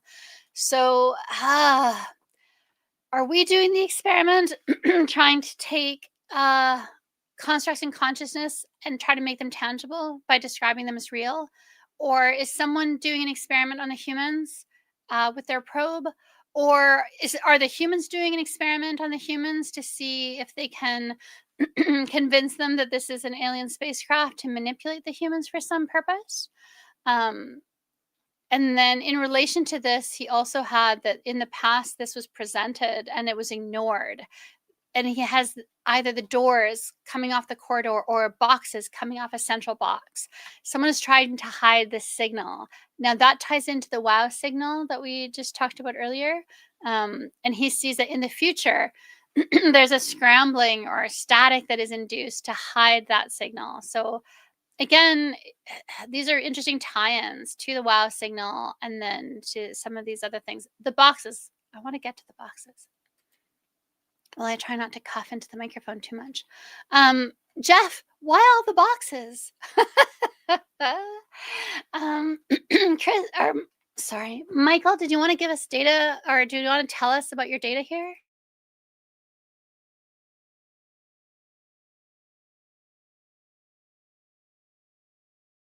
Sorry, I was muted. I was going to say this page is a continuation of my initial conceptual overview. This is kind of where we had the previous brain data, the mesh of wires and so on. And essentially here, what came up was this kind of the comet-like blue sky. For me, what came up at the top was this like shining light door. Got relevancy of this highly salient aspirational illustration. Got the song Stairway to Heaven stuck in my head again. So the first time moving along the bridge, those can access that door. Those basically who can ride the currents and waves of the atmosphere. And for me, this kind of ties into some the previous chapter 5 data, which was about going on this path and having these other influences kind of coming and these other options of like going to this other perception of reality, for example, which I think is what Chris is succinctly presenting. Yes. The top right. And yeah, essentially got beyond this door was that, many doors, the important thing is, having the right key to it. And that's where I got the idea of different aggregates or dimensions subdued under particular keys of expression, these agglomeration of different cubes here that we're seeing. And then again, this repeat of this eye in the sky with, you can see like a city underneath at the bottom there with all these various cubes there too. Yeah. And so again, you have the pile of boxes and I want people to note, okay, so I'm allergic to milk and I put milk in my coffee. And then I also have a nervous cough when I do live streams. So I'm always coughing a little bit during live streams because I'm either having coffee with milk, but this right now is pretty extreme, right? Like I'm really struggling to talk as a normal human being right now. And I think it's tied into what I'm about to present. And it actually makes me think that maybe what occurred to me might be accurate. I don't know. But so keeping all of this in mind, the empty boxes. Okay. So for this, if I can get my computer to respond quickly enough, yeah, let's see your faces so I can see a little bit about how you react to this idea. David, you're going to have to tell me who it was who said this. I think it might have been Joe McMoneagle. And in chat, if you know who it was who said this, please put it in chat. There was a remote viewer from the old guard, the Stargate program, and he was tasked by the military to remote view an alien target. I think it was maybe an alien base, right? Maybe Mount Hayes or one of those. And what he said was, when he started remote viewing the aliens, and I think it might have been Joe McMoneagle, the aliens all of a sudden presented him with a whole bunch of cardboard boxes and empty cardboard boxes. And it was a distraction mechanism. It was oh, look, instead of looking at what we're doing in this alien base under this mountain in Alaska, why don't you look at all these empty boxes here? That'll keep you busy for a few minutes. And when I'm looking at your session data and you're all telling me about these piles of boxes randomly in your sessions a little bit out of nowhere, and you're talking about them in weird ways, like Jeff, who says, why are there all these boxes? So he's being shown, oh, boxes, boxes, boxes. And as I'm getting closer to talking about this, I start, like, my throat is just killing me all of a sudden out of nowhere. I don't know. I don't know what that means. Because like I said, I don't have beliefs about this, so I don't know, but I wanted to know what you guys think or how do you interpret this? And have you heard the story of the boxes? David, do you know what I'm talking about with the boxes? No, if I've heard it, I've forgotten it. Uh-oh, we lost Sasha. Oh, I'm still she's here, back but again. for some reason my computer's, this is again, when you talk, and now my green screen is, when you talk about these things, technology glitches. And I don't want to sound like a crazy person, but if you're a remote viewer, you probably know technology glitches when you talk about pictures that show you boxes to distract you. Sorry to interrupt you. Go ahead, David. No, I was just going to say, I don't recall that specifically, but it also doesn't necessarily surprise me. Yeah. Anybody else want to opine on this while I try to see if I can get my green screen back? I don't think I can. I haven't heard it. I don't remember that story. Not that I would have, but I do remember, like, John Vivanco telling me the story. Like, they used to always remote view this a lot of people in this group would remote view. I think it was like the Skinny Bob or some ET video, and kind of basically verified it was true. But after a while, they remote viewed it enough times, it was almost as if the creature said, "No, you're done." And so every time they remote viewed after that, they'd see this like outdoor scene, nature scene. Whoever remote viewed that particular target after a certain period, almost like the individual didn't want them to, or blocked it somehow, or diverted them elsewhere. That's the only thing I've ever heard that is along those lines. Yeah, the remote viewer got booted from the chat, basically. Right? And it's interesting because my green screen failed the last time was it with you, Michael, that my green screen Yes, failed? yeah, we had a impromptu Christmas theme on your end during our own discussion there. We have it again. I'm wearing the same red shirt, the same green background. My green screen fails again. And we were talking about something sensitive about the Matrix that time as well. It was during our conversation about my RV session on the hill from the telepathy tapes. And I was starting to talk about something that is sensitive about the nature of reality. And my green screen failed and it distracted me in the exact same way that right now I'm starting to talk about the empty boxes and now I'm all distracted and my green screen's gone.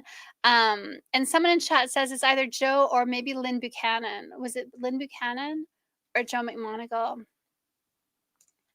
And so people are saying, blocking remote viewing. Yeah, and so it seems that some people who try to remote view aliens are not remote viewing aliens, remote viewing what the aliens are doing. I think that was the key, was that they were trying to see what are the aliens doing in relation to humans in these underground bases. And that's when the aliens just kept showing him, here are empty boxes. And how do you bypass it? There are all kinds of ways to bypass blocks. And you can see from these sessions that everybody was shown empty boxes to distract them, but they still continued to get good data, useful data, valid data. And so, but it's interesting that we did not see any strong alien data. And now I'm not wondering, I'm asking you, because I'm not going to take a position on it either way, but I'm asking you, the audience, people in chat, the viewers, is there no alien data because there are no aliens at the target, or because the aliens gave you guys boxes to distract you from their presence and then they hide behind the boxes, right? Does anybody want to opine? Could I submit a third theory as well? Please, yeah. Yeah, another theory could just be that, maybe it is just just a normal natural comet or whatever. But if you want to create a bunch of controversy and vector and distract people's energies, what things you can do is you just create a lot of hype and blow a lot of smoke around it, maybe even introducing things for mirrors to pick up on, to kind of just give them more energy and things to chew on. Maybe there are putting boxes out there, but not because there's something underneath the box, but maybe there's something else over here they're trying to get people to stop looking at or whatever.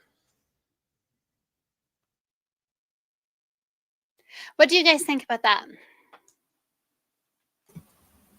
Could be. I'd buy it.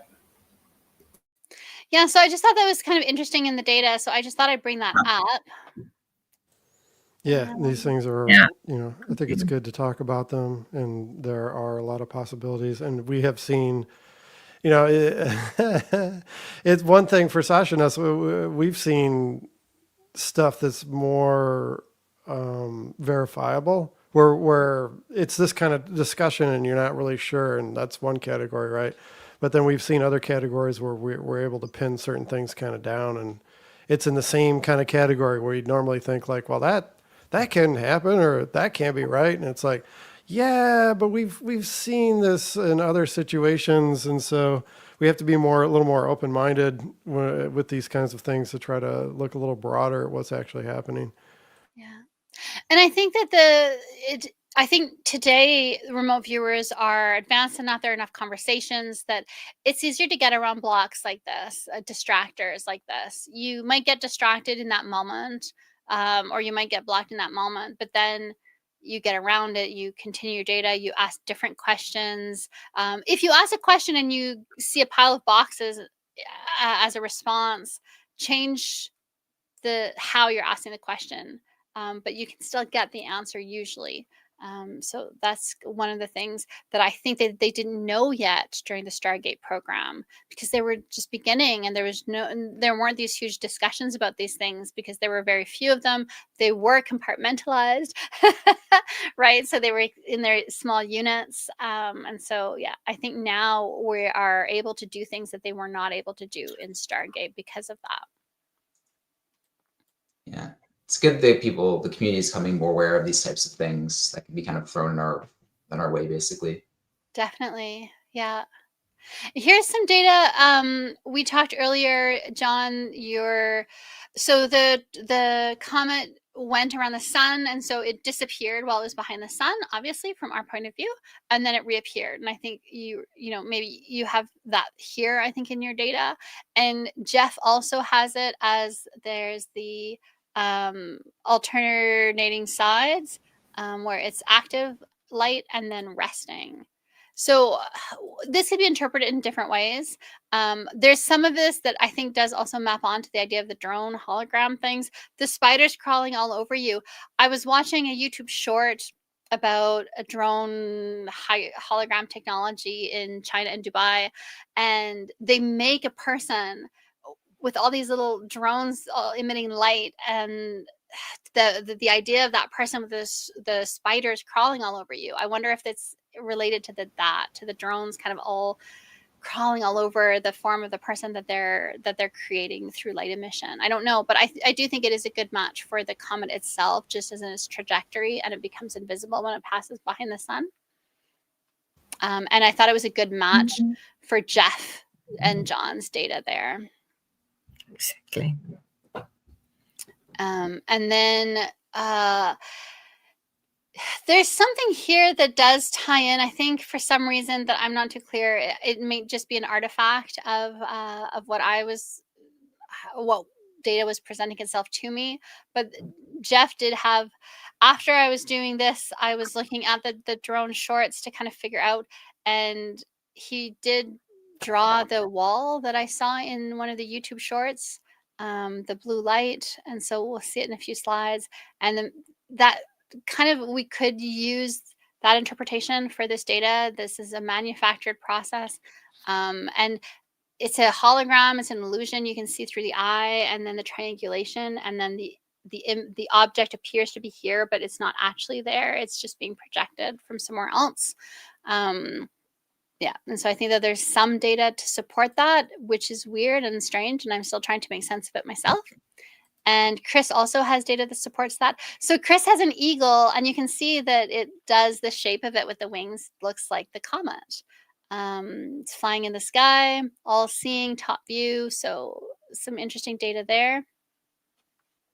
And floating just above ground.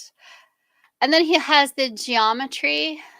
So maybe this is the trajectory, or maybe this is the drones that have to do the geometry to know where they have to be in order to light up at the right time. It's a little bit unclear, but he does have the feeling of tools as symbology, and maybe something related to Freemasonry. And it's relevant because geometry is a big part of this target. And so why is geometry a big part of this target? Is it because of the trajectory triangulations? Possibly. But we're seeing, yeah, go ahead. Oh. No, sorry. Yeah. I agree with you. A lot of geometry in this target. Yes, yeah, and even his spiral here, we linked it to Michael's spiral and Claudia to yours, but even to Daz's, because he, in the video that I showed. So again, I feel like a lot of the data has more to do with the feedback, maybe, and that might be because you're looking for something that isn't at the target, and so then, because the target is boring if it's just a space rock. It's such a boring target. There's a rock in space. Please describe it. And so if your mind is bored by that and it's saying, what else can we describe that's a bit more fun? Maybe you're going to the other theories, or maybe you're going to the feedback and you're just drawing for me what I'm going to show you in this slide deck or in this presentation or the videos that I was watching after doing analysis. So here, John, is some data that from your session that I think could maybe support that if we wanted to interpret it that way, but also supports the comet as well, right? The idea of a grenade moving through the air, is that describes a spacecraft moving through space. It describes a rock moving through space. There's a military field, there's a conflict field to it, though, that we would have to account for. I thought this was really interesting because, again, we talked about it as having to do, Michael, your data here with the consciousness constructs, but it could also be having everything lined up on track. And you have the feeling of someone watching them, power, celebrity. So the idea of a display or a show being put on, and everything has to be controlled on the right path. To the drones, when you look at the drone shows, the hologram shows, that's kind of how it works. And then Claudia, talk to us about your data here, because one of the weird things is that you have these grenades as well that we just saw in John's data. Yeah, this was very early in my session, and I had well, I started also with a wall, which I saw, and when we were talking now, I thought maybe the target is protected, that there's a shield. You talk about boxes, maybe Jeff and I talk about walls, Yeah. and yeah, I saw this big wooden box with these wooden, well, it was a big grayish color, and but I also had the association whether I have that more, that it was a stage. You know, I did not know how big the wooden box was, so at one I had a AOL of a stage. Is it all staged, what we are doing, what we Yeah. are looking at, something like that? Yeah, and so that's really curious because you have the box again, and you have the idea of what we're looking at is being staged. So is it in consciousness it's being staged, and there are minds that are trying to hide something from us and showing us something different? Or is this actually being staged? Are we looking at Project Bluebeam that's superimposing onto some space rock imagery, data? I don't know, right? Something is weird, and we're going to see more about that as well.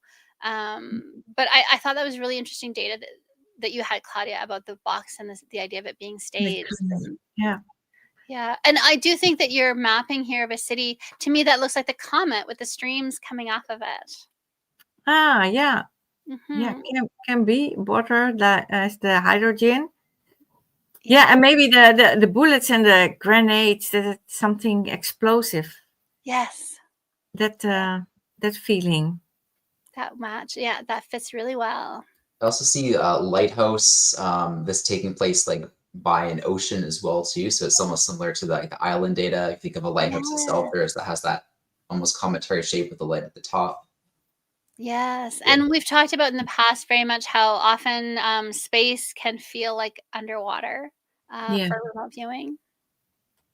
Really good data there. And then did you want to say something about this data, Michael? Yeah, sure. So this is from the target overview that I had. So essentially for this structure on the right here, structures facing each other, a Gulf Valley in between, shaded foreground, sort of a door. Their concepts came up for this for world perspective and conveyance of aesthetic or pedagogic impact. Maybe think of like propaganda itself. Yeah, the art of propaganda. So I think that that's an interesting point here. So you're also talking, like Claudia was just saying, about propaganda, something being staged here. And it kind of got cut off a little bit, but you had that's no moon. So yeah. So feeling for came from was magisterium, which is, I think, a word associated with the Catholic Church, which is a group of people having doctrinal authority or the authority to teach religious doctrine, austere, reverent.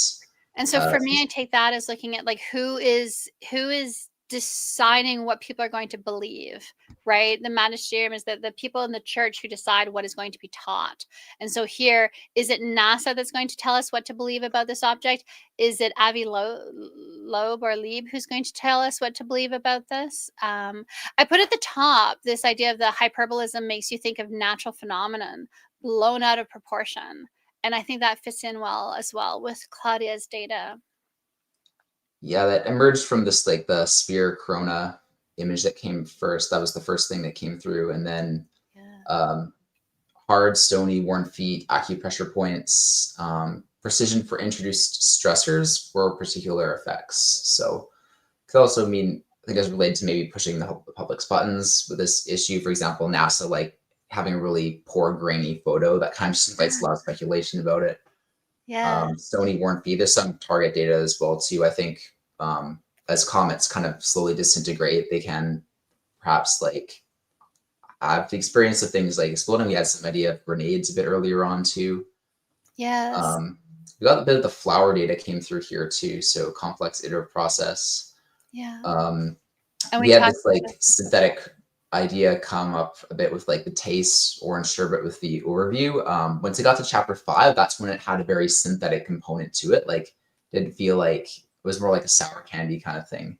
And then the word impresario, Kafka-esque schematic as well. Impresario is defined as somebody who sponsors or produces entertainment, especially a manager or producer. And for me, I think the idea of this being like a Masonic, it was in the Masonic image, so it made me think as well of like as ritual and performance as playing some type of role in this target too. Yeah, so that suggests that this is a show, that we're being misled, that this is a display, and there's some underlying purpose for why. And to me, that ties into the Project Bluebeam, which was supposed to be an attempt to mislead the public into thinking that there was an alien invasion so that the public would be more open to the installment of a tyrannical government, world ruling order. Yeah, so just ideas like that. I think that was really interesting how that came through.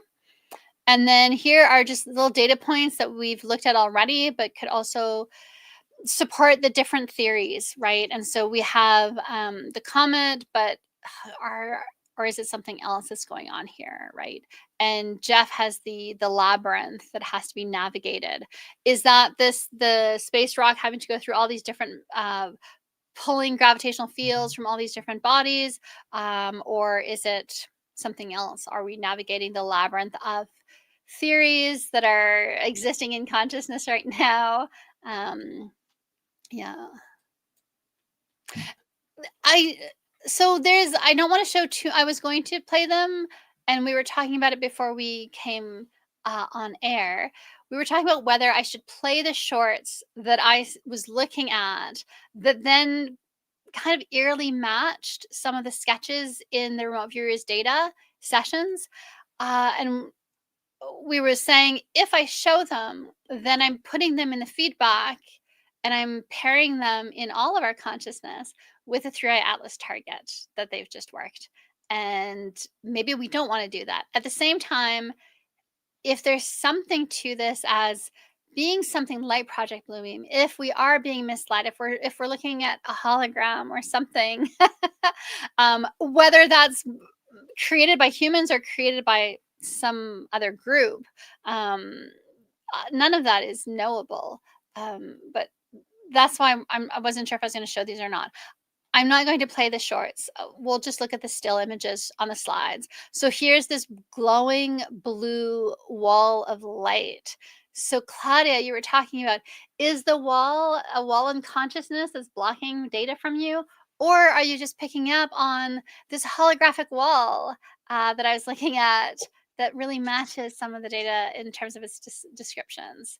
And people are like, oh, pressing on the hologram wall, and they're walking through it. And then here as well, we have the Shanghai Dragon drone show, and it looks like a dragon. And so the lights go on and off so that the dragon appears to move and float, fly, and blink. And, we talked about that earlier with your data, John, about the spiders crawling all over the face. Well, all these drones are kind of moving all over the body of the the dragon or the person that they're representing. So I wanted to show that as at least as stills. And then here as well, because you have this, John, life form emerges from the water. And just after, this was one of the first shorts that I saw, and it was these whales that emerge from the water, but it's a hologram. So what you're seeing there is fake. This is not a real whale. This is a hologram, and they put it on this bot. And I think this one is maybe in Dubai, and then they have it in the exact same whale coming out of the water in a school gym, in the middle of the gym, and they have it in a shopping center as well. And so I don't know. The body emerging from water could be, the water being space. So then this is the space, this is the 3i Atlas that's emerging into our solar system. But to me, the arms outstretched and just a lot of these sketches were kind of matching the shorts in weird ways, and just in the moments of time. And so I just want to put that out there. Yeah.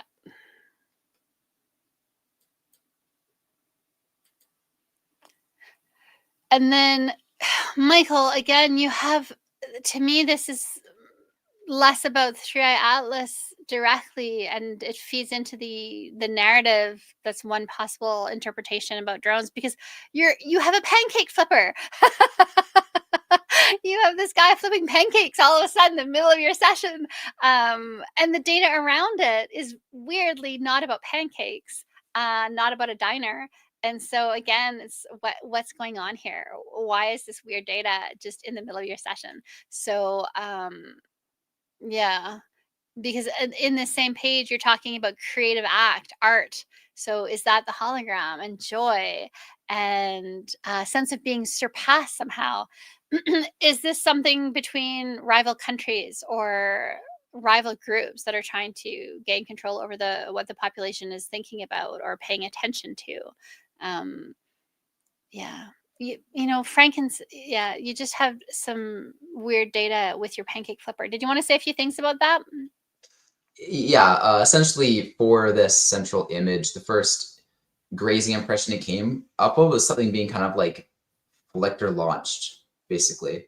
Okay. And I think this tied in with the top left image, which was from the FSI chapter, where I was basically trying to identify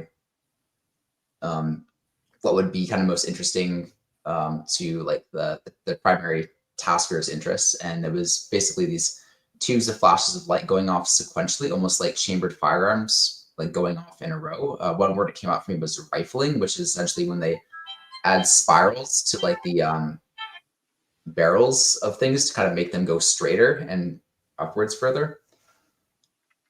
Yeah, highly discretionary, I think, is, yeah, it definitely does point to like some kind of artwork created something that's kind of discriminating in a way. So yeah, it's hard to figure out kind of what to make of this. It is kind of just suggestive of drones or some other like.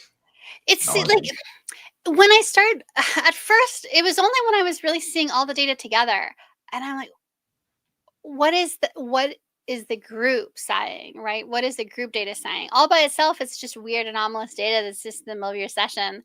And the thing is that your data is good, and everyone's data is good. So you're not just having a missed target where you're just describing random nonsense. And so there's still coherence. So that's why, and for some reason, when I was looking through it, that's what came through. It was like, there's something about this that has that taste or that flavor of like some kind of a drone or hologram show, is what I'm trying to figure out from your data, but I'm not really clear on it.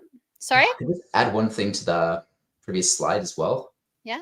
Essentially on the left, beside the flipper, you can see these objects basically moving and assembling into like a stack there, which could maybe be like supporting a larger object of some kind. The word that came up for this portion was archival, Right. which to me ties into the data stream as well. So maybe it is drones, or maybe it is some type of other like artificial construct, maybe for viewers to kind of go and perceive this particular thing that's there.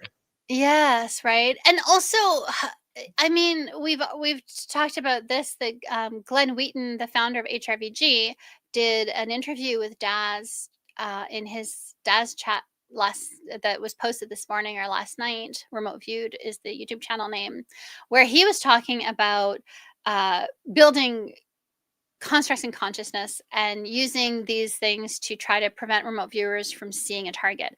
So if someone's blocking you, Lynn Buchanan or Joe McMoneagle, who was trying to see what the aliens were doing, and the aliens showed him empty boxes. There's nothing that stops the military from saying, oh, well, let's do the same thing. Let's create these cardboard box imagery around targets that are sensitive. If we're trying to run a secret op, let's learn from what this experience that this viewer had, and let's mimic that. Let's try to make our own version of it, right? And so if you're seeing the boxes, it doesn't mean that it's the aliens that are putting them there. It could just be the U.S. military, right? So, yeah. And so there's just a lot of weirdness to this one.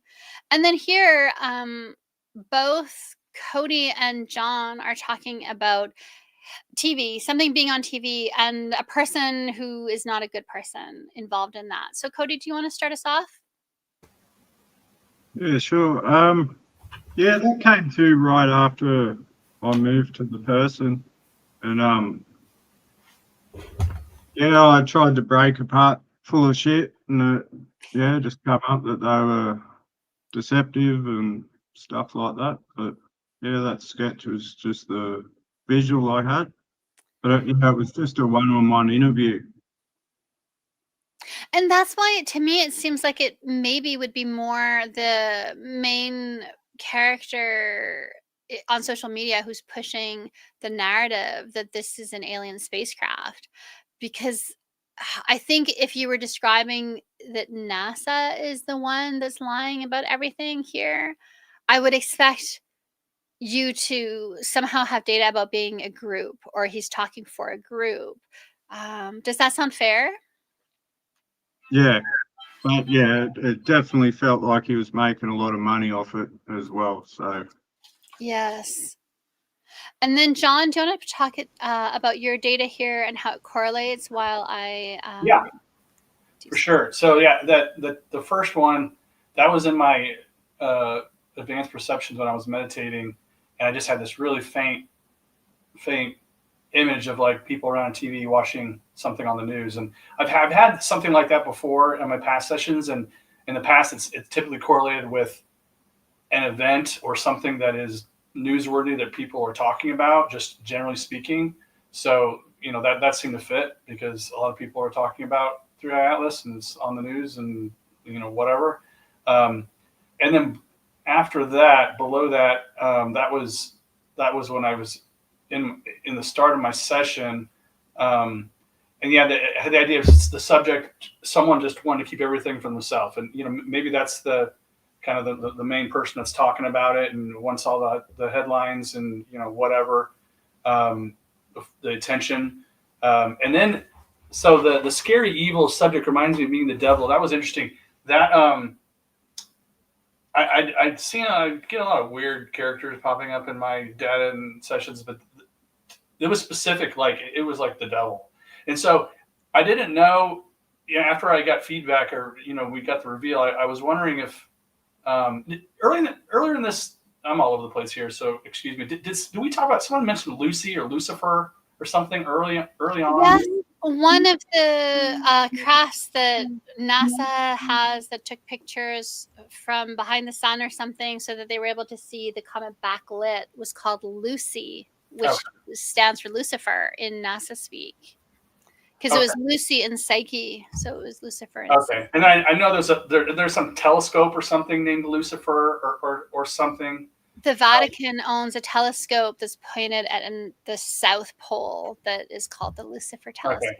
Well, I didn't even think of anything related to that angle until you mentioned Lucy or something early on. But in general, it felt like there was just kind of an evil sense of an evil presence of some sort. That's kind of what I got out of it, but maybe it might be more associated with Lucifer since it was specific. Like I felt like it was the devil himself for whatever reason. But yeah, I don't know, strange. Well, if it was the NASA aspect and they're trying to hide something and keep it to themselves, that that would plug in with what you're saying there. It would make sense. The other thing, which is probably not related because I don't think it's strong enough, is the concept that a lot of the Christians community would, I'm not saying all Christians, but you just hear this topic come up a lot whenever aliens are brought up. It's like, well, they're demons or devils, right? So that would be kind of another perspective as to where this might tie in.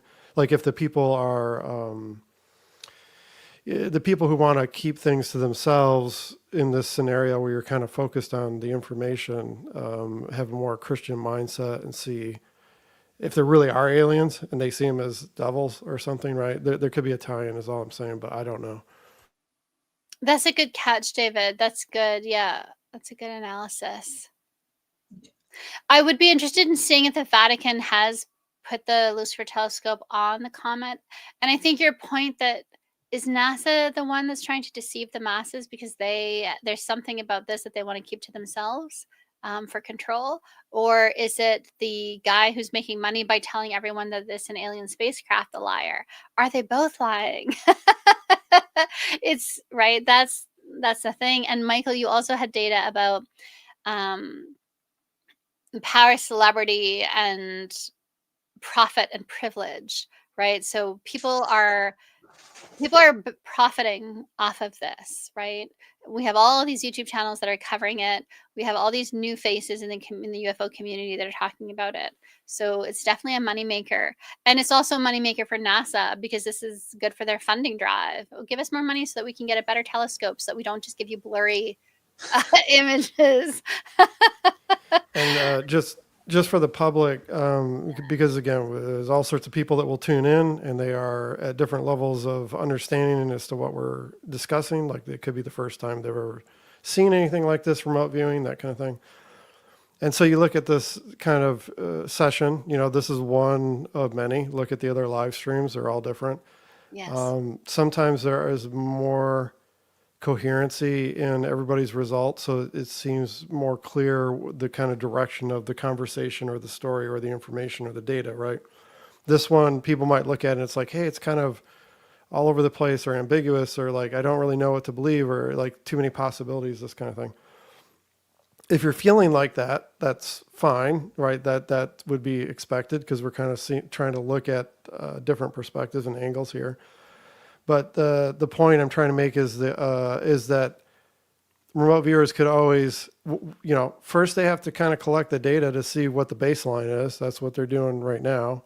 And then if they wanted to, some of these common elements that come up where it's like, hey, the devil keeps coming up or this person keeps coming up that's deceiving people or whatever it is, right?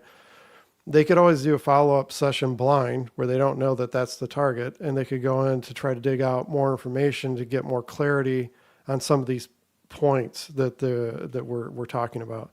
So it's just to sort of say, as a point of knowledge or understanding for the general public, this isn't like a dead end necessarily. It's just more of like setting the groundwork as a starting point, and you can always go much deeper with any of these pieces to get more answers or more clarity. And our chat, the people in chat are so amazing. People in chat, I appreciate you guys so much. You really add to the conversation. And so here's some examples of how. So one, Big Cakes says there's a performative element to the pancake stacking in Michael's data. And that's correct. Yeah, I think there was a note about that in the written data. Performance is happening. And that's important in how we're interpreting it. And Tets 4376 says there's a story, and I forgot that I gave this tasking to a few people last year. There's a story of a man who was giving aliens pancakes that visited him once. David, do you remember this? I wish Jeff was here because he worked this session. Yeah. So there's this farmer who was a salt of the earth farmer guy, good credibility, good reputation in his community.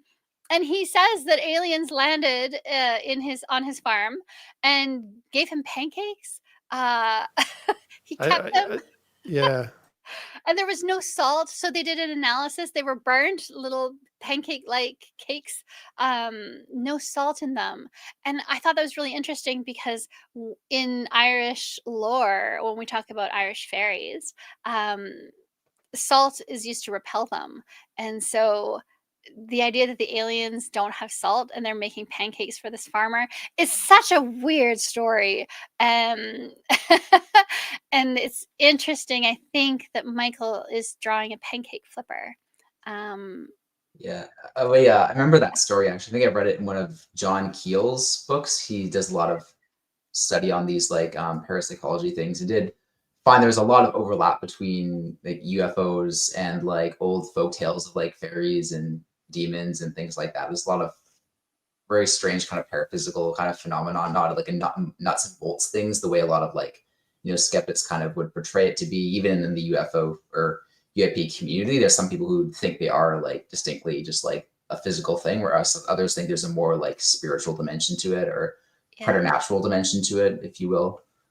yes. So does that mean that the remote viewers have solved the problem? The 3i Atlas is going to land, and it's going to be like the new international house of pancakes, and they're going to feed the planet? Is that what the story here is? I don't know, but you guys are making me hungry. So like, we got like either someone's got to serve me pancakes, or I don't know. I know, right? Pancake party. Yeah. I should DoorDash pancakes to everyone who's participated.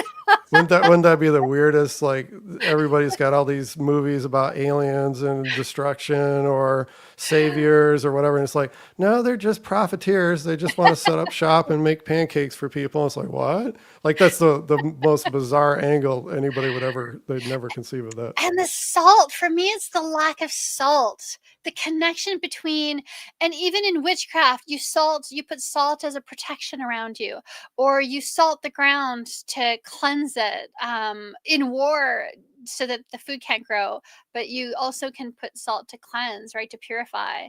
And so it's weird that they don't use salt in terms of like, are they evil demons? And so Ted says as well here, in the movie A Childhood's End, I think is that, what's his name, Arthur C. Clarke? The aliens were devils, it turned out to be. That's correct. I haven't read the book, but I did watch the series, and I usually prefer to read the book first, but the series was amazing, and yeah, that's exactly it. The aliens come and they're helping humanity. They're creating these utopias that end up being very dystopic. And yeah, and then when they reveal themselves, they look like aliens, and they're like, "Don't be afraid. We look like aliens, but we're good," and they're not. And so again, this tying together of Arthur C. Clarke, who's a science fiction writer and writes about space, and I think, was he the first one to write about satellites? Like, he created the idea of satellites, and then NASA was like, "Oh yeah, let's do that." Yeah, all these weird ties. And then, so Claudia, you had this feeling that something doesn't add up. Do you want to say something about that in relation to all of this?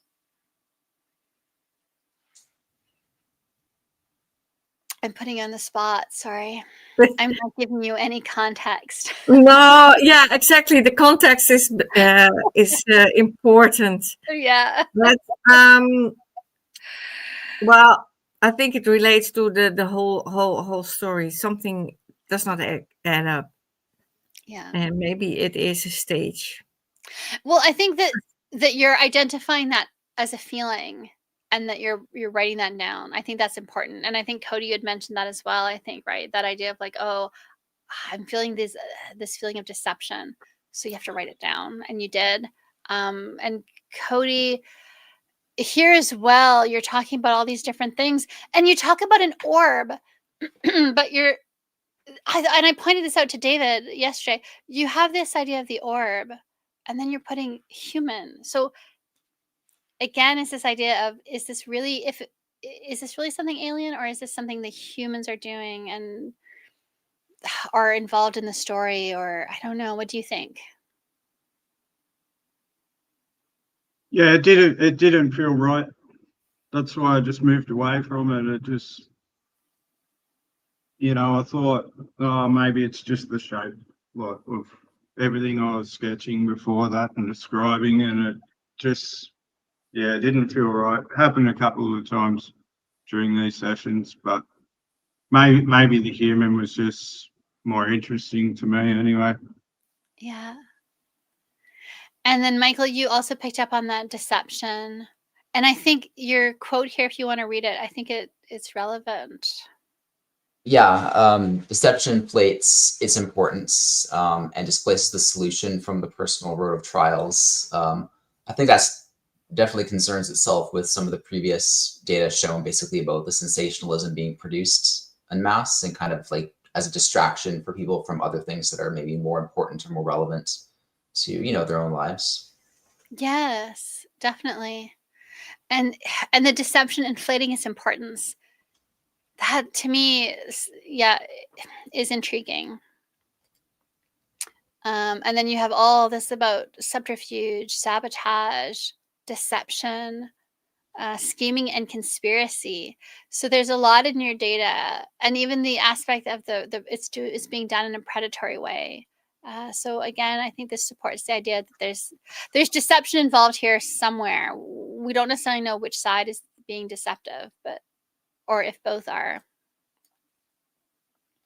And then here's rocket-like information. John, do you want to tell us about this a little bit? Yeah, I had quite a bit of movement, things moving, craft kind of related stuff. A lot of mine again is conceptual. So a lot of times when I get a rocket, it could just be a moving structure of some sort. On the top left, when I got like the subject controlling something and a track, I couldn't really draw it because I didn't know what. Basically, that was meant to be a driven. Usually, when I get something like that, it's someone driving a vehicle or a craft of some sort in the past. When I've gotten stuff like that, and the track is usually more of just kind of like generally a path. But yeah, I got a lot of stuff moving around. I didn't understand the subject was aggressive and is now timid or backs off. That was a really kind of unique one that popped out of nowhere. But yeah, I had a lot of that's kind of what I got. A lot of that stuff. Yeah. And Michael had a connection for the timid or backing off after being aggressive. I think it's in the next slide. The propulsion moving from one point to another, starting off as a very tiny thing. It's interesting because that leads to the idea of a snowball, right? It starts out as a very tiny thing and then it expands, it gets bigger. And comets are often described as like a snowball in space, right? Or a rock or a ball of ice in space. And then there's also the idea of it starts off all frozen, and then as it gets closer to the sun, it expands. The ice turns to gas, and the plasma emerges from the reaction with the solar wind. So there are a lot of different ways to see that. But you did definitely see it as rockets. And we also see rocket launch noise in Cody's. And I think we had the rocket launch noise in Jeff's. And Chris is talking about plane numbers. He's getting these plane tail numbers. So, and very fast motion, a plane crash, something like that. So a lot of artificial constructed rocket-like data that supports that it's an artificial craft instead of being a rock. One more thing, I did notice one other thing my dad that kind of popped out of nowhere, but I had like a sketch of like someone standing at like a gas station at the gas pump with their next to their car. Like Yeah. I wrote subject at a gas pump, and I don't know what that meant, but like once you told me what the reveal was, I thought maybe like when it was going around the sun, it was refueling or somehow. It's a watercraft or some sort. There's some sort of refueling aspect to what's going on, or it needed a refuel or something like that. I don't know. But that popped out of nowhere, kind of very unexpected, the way it kind of came about. So that was interesting.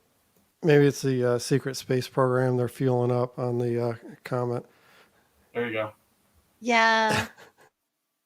Yeah, that was an interesting data point. I didn't know how to fit it in.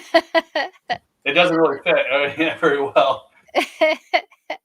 And then this, the Avi, who is really pushing and doing interviews about how this is an alien spacecraft and has all these anomalies. He says on his website in his claims, its arrival time was fine-tuned to bring it within tens of millions of kilometers from Mars, Venus, and Jupiter, and be unobservable from Earth at its closest point. So when it's closest to the Earth, it's also invisible to the Earth because it's behind the sun at that point of time. And so that's a weird anomaly or a weird coincidence, depending on which perspective you're taking on it. And I think you have good data that's talking about that, right?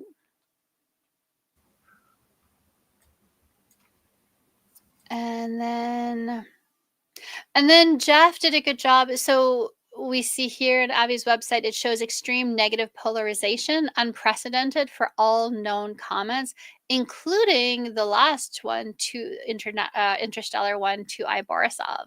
So it was interesting that Jeff really picked up on that, the polarity and the balance.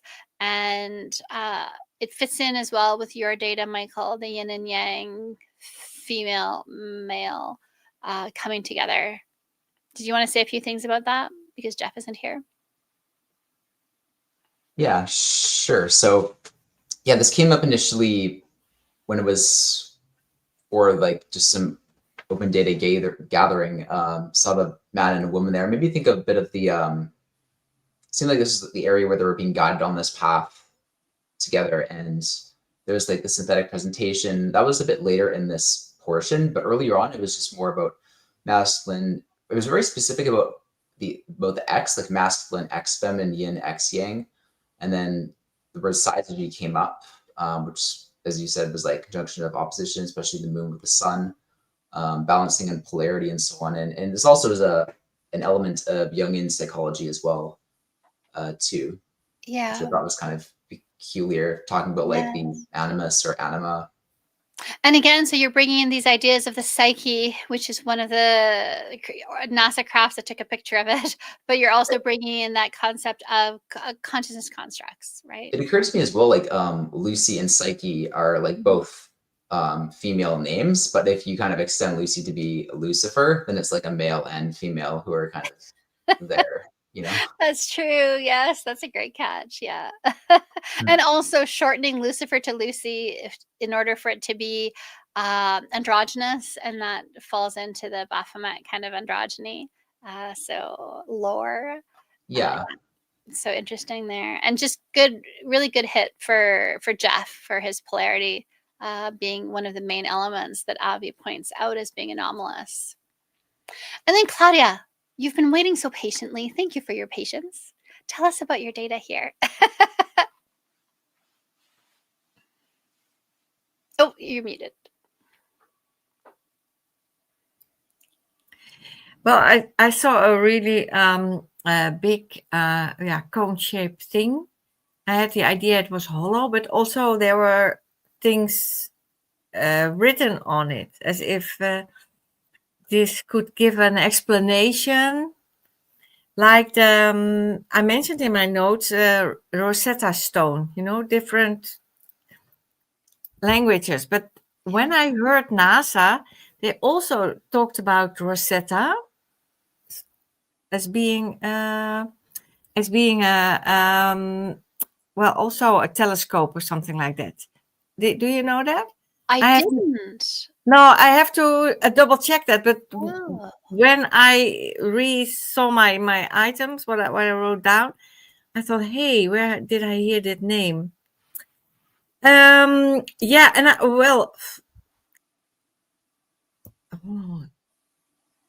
It became from big, it became smaller. It was hollow. There was also, of course, the whole session of the hollow earth items. This was pre on that. And I saw soil, like the Mars, the photos of Mars, which we all see. I saw a lot of reddish, dry, bare soil. So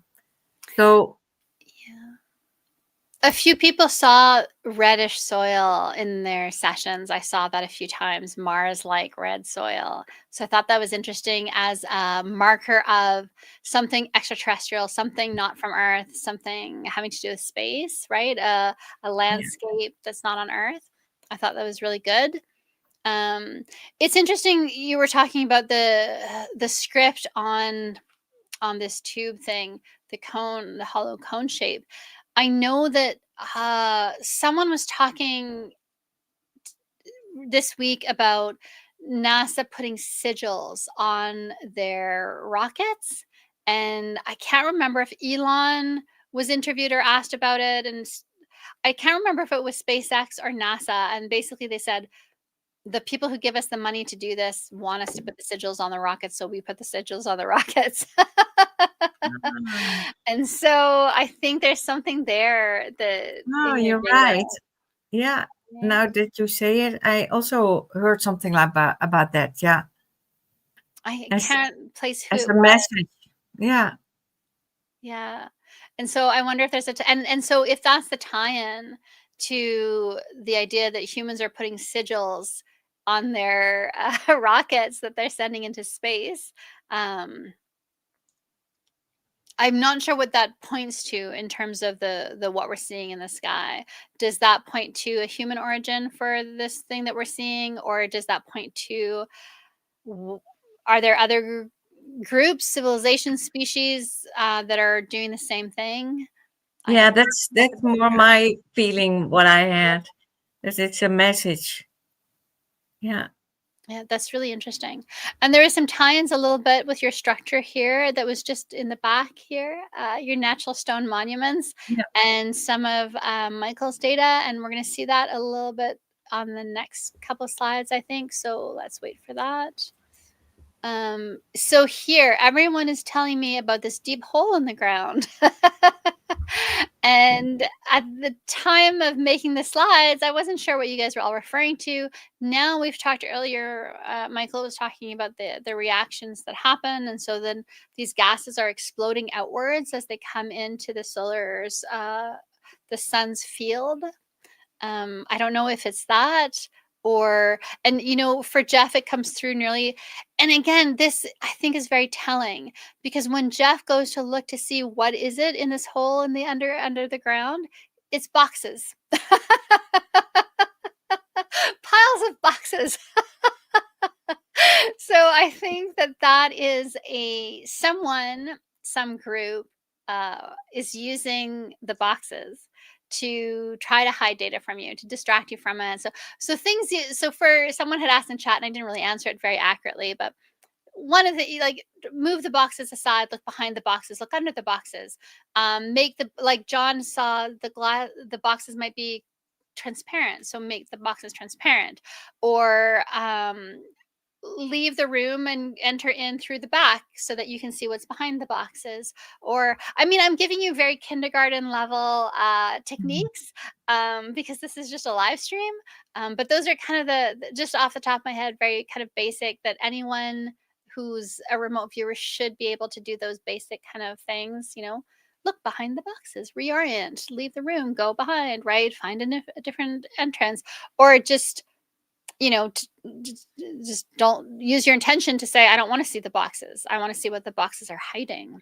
That would be for the intermediate level remote viewer, where your intention is sharper and you're better able to use that intention in that kind of a directed way. David, did you want to say a few things for that, or? No, I think you covered it. Fair enough. Does anybody want to talk about their data here? Claudia? Well, I only wanted to say that there are also about this subject a lot of AI photos and or images of a big rock with all kind of lights in it, and like tunnels as if something lives in it. Okay. So I was thinking about that. Maybe we picked up on images or. That's interesting. If you're picking up on the AI images of like, oh, these are the alien tunnels. Interesting.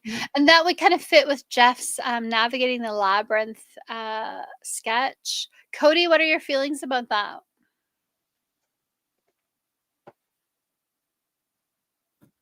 I don't know. Once I got the feedback, I kind of thought, oh, maybe I was just describing an angle of the comet or whatever it is. Yeah. But yeah, I'm not sure. I don't think I got boxes in my session, but it made me think about the blue sketch earlier, why I drew a square around it instead of a circle. I thought maybe I was trying to box it in. Yes, and it's funny because you put the box for the NASA blurry light photo. That's interesting, isn't it? Yeah. Yeah. There's a lot to think about there. John, you drew nearly the exact same picture as Jeff and Claudia. Yeah, I almost piped in on the last slide when I saw Claudia's. I was like, whoa, that looks familiar. So yeah, I usually when I get that, it's some sort of, structure of some kind where people are occupied or was occupied at some time, or some interior opening or where there shouldn't be or you wouldn't think there is. But yeah, no, who knows? Oh, one other thing I would have mentioned, this probably isn't in the slide deck, but I was wondering if anyone had data on this. But with the idea of getting all these natural elements, comet related, I mentioned this before we went on live stream, but I had done this as a blind target in July, like a week after it was first seen or whatever. And I had some really interesting data. I had one particular one that was about the idea of something natural, like a piece of earth that fell off and then is used as a vessel. I had very specific perception like that, and I wrote that down. And so I didn't know if there was any other data that you saw in there or anything that in anyone else's that was related to the idea of, I don't know, something that's a mix or retrofitted, because I've heard other people mention that, I think in other groups or something. Cody had exactly that. I'll pull up the slide for it. Do you want to? Do you know what I'm referring to, Cody? Or I'm putting you in the spot. Not off the top of my head. Yeah, you had. I think it was you. You had the blue and yellow, and you were saying there's like the lasers. Oh, yeah. Yeah, that just felt like an experiment that Was it this? kind of felt like it was getting shot at with a laser. But like they were trying to break it, because I know when I described the thing, the outside was really brittle, like welding slag. So, but the inside was as hard as a diamond. So it kind of felt like it was trying to be broken.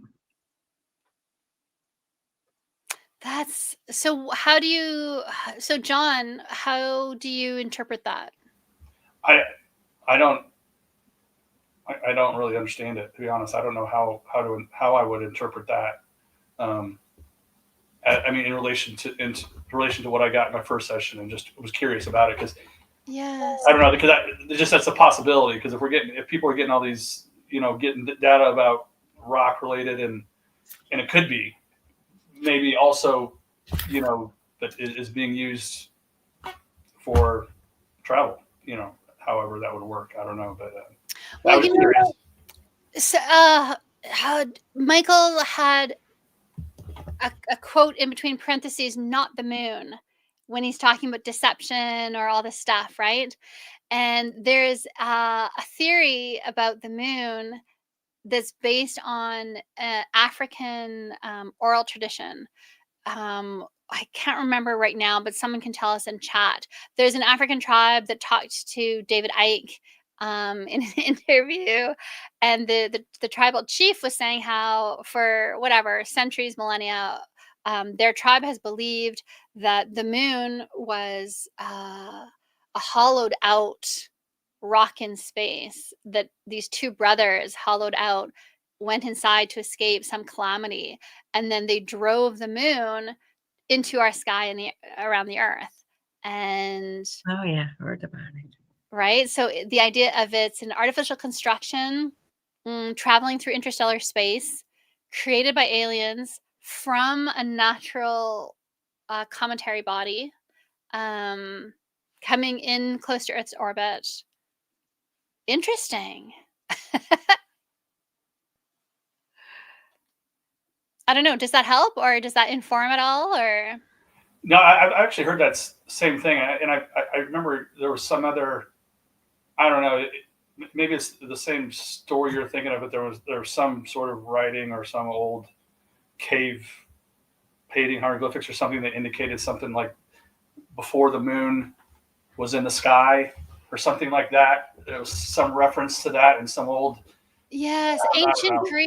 Ancient Greeks have stories, that oral tradition as well, where they talk about the time before the moon. Someone in chat gave us the name Credo Mutwa, was the African tribal chief that sat down with David Icke to talk about their lore. So yeah, really interesting there.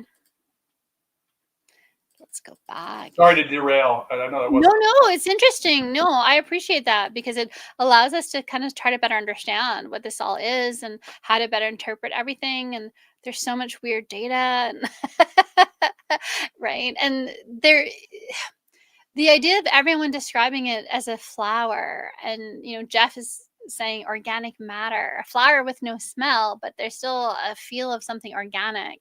And I think Michael had something similar, and even in your data where you were like, it's either alive or it's dynamic. So there's kind of this something that you're not able to figure quite out. So if you're taking something that was a rock and then you're turning it into a spacecraft, maybe that would fit that natural but not natural, right? As an interpretation.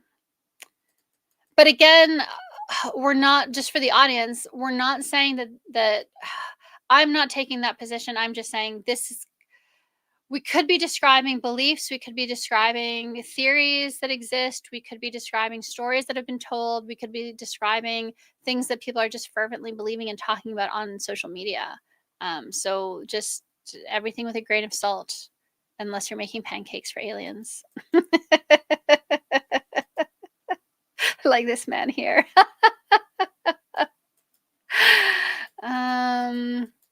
Okay. And then here, the Sagittarius, the man and the horse. I mean, Sagittarius isn't a man and a horse, but is that a very, very loose, distant thread? I don't know. Do you want to tell us about your data here, Claudia? Well, it was someone very lonely and alone, and searching for something. And I don't know what John's association was. Yeah, it's as if he was looking then for water, and he was the sole survivor. That feeling I had with it. Yeah. Interesting. And- You also have that you didn't feel any life at the target, and you didn't feel any energy. And so we're looking at different aspects of the target, maybe at different times. Yeah, it was there was no no plants, no animals, just one dry red landscape, and then with only one lonely driver. Yeah, and he was looking for water, but the water well was just to indicate that he was looking for water, but it was not there. Okay. So this was what I remember. And That's what- John, because I think your man on the horse, it's such a, I mean, you both drew them going the same direction. You both drew the little ears. How did that come through for you? Because it was one of your first data points. Yeah, that was, I think that was in my advanced perceptions section before I actually started the session. So it was, I feel like I get that a lot in my sessions, and based on my memory, that usually corresponds to like generally something being driven or controlled, like someone riding on something, whether it be a horse or a vehicle or moving structure of some sort. but I don't know, it came up so quickly in the AP, it could be, I really didn't get much more than that. Just wrote it down real quick and went back to meditating. So in relation to Claudia's data, this I think would maybe support very loosely the idea of a craft that's traveling, looking for water, for resources. Looks like that's what Claudia, your data kind of is suggesting. And a Yeah. lone survivor is interesting, especially in relation to what we just talked about with the two brothers, and they're trying to escape a cataclysm. So they hollow out the asteroid, and then they come to Earth, and now it's our moon. Definitely ties to that. And then this was just some of Chris's words that he has the engine, the jet, the implosion, the sonar, the sun that we talked about. And then he has the weirdness, the Bermuda Triangle, and then the island idea, the islands of belief. I think maybe not, but to me it kind of fits. And the idea of something is missing or lost, that ties into what you were talking about, Claudia, the last survivor. And it's funny to me because he had Perryville that looked kind of like Percival, that I actually, or Perinal. I thought it was Percival that he had written because I was using my wrong screen. Percival was an Arthurian legend, so it points to this idea of a legend that we're looking at. He was one of only 3, depending on the source, knights. So one of 3 knights. So that's the Third Eye Atlas, to find the Holy Grail. He's also credited with killing the Red Knight. And I think that there's a lot of symbolism there that I think maps on to what we're talking about here. And so I just thought that was interesting. Can I make one more comment on Claudia, going back to Claudia's before Yes. that? The lonely cowboy that she said, what did you say it was searching for? You felt like it was a lonely cowboy searching for something, Claudia? Searching for water. For water. For Okay, water. I had a data point in mind. It triggered something, and I wrote down, feels like subjects are hiking, moving, searching for something. And I asked, what is it? And I wrote new home or frontier, a new frontier. Anyway, it just kind of reminded me of that. Yeah, so that would support the idea that there's an alien civilization inside it. Is that the connection that we would make? I don't know. I mean, it could be, or I don't know. It could be. It reminds me of the first book of what's his name, of the remote viewer, the famous one, the first one. He wrote a book and somewhere he mentioned that he went with, I think, CIA guys somewhere, and that he saw a UAP tanking water.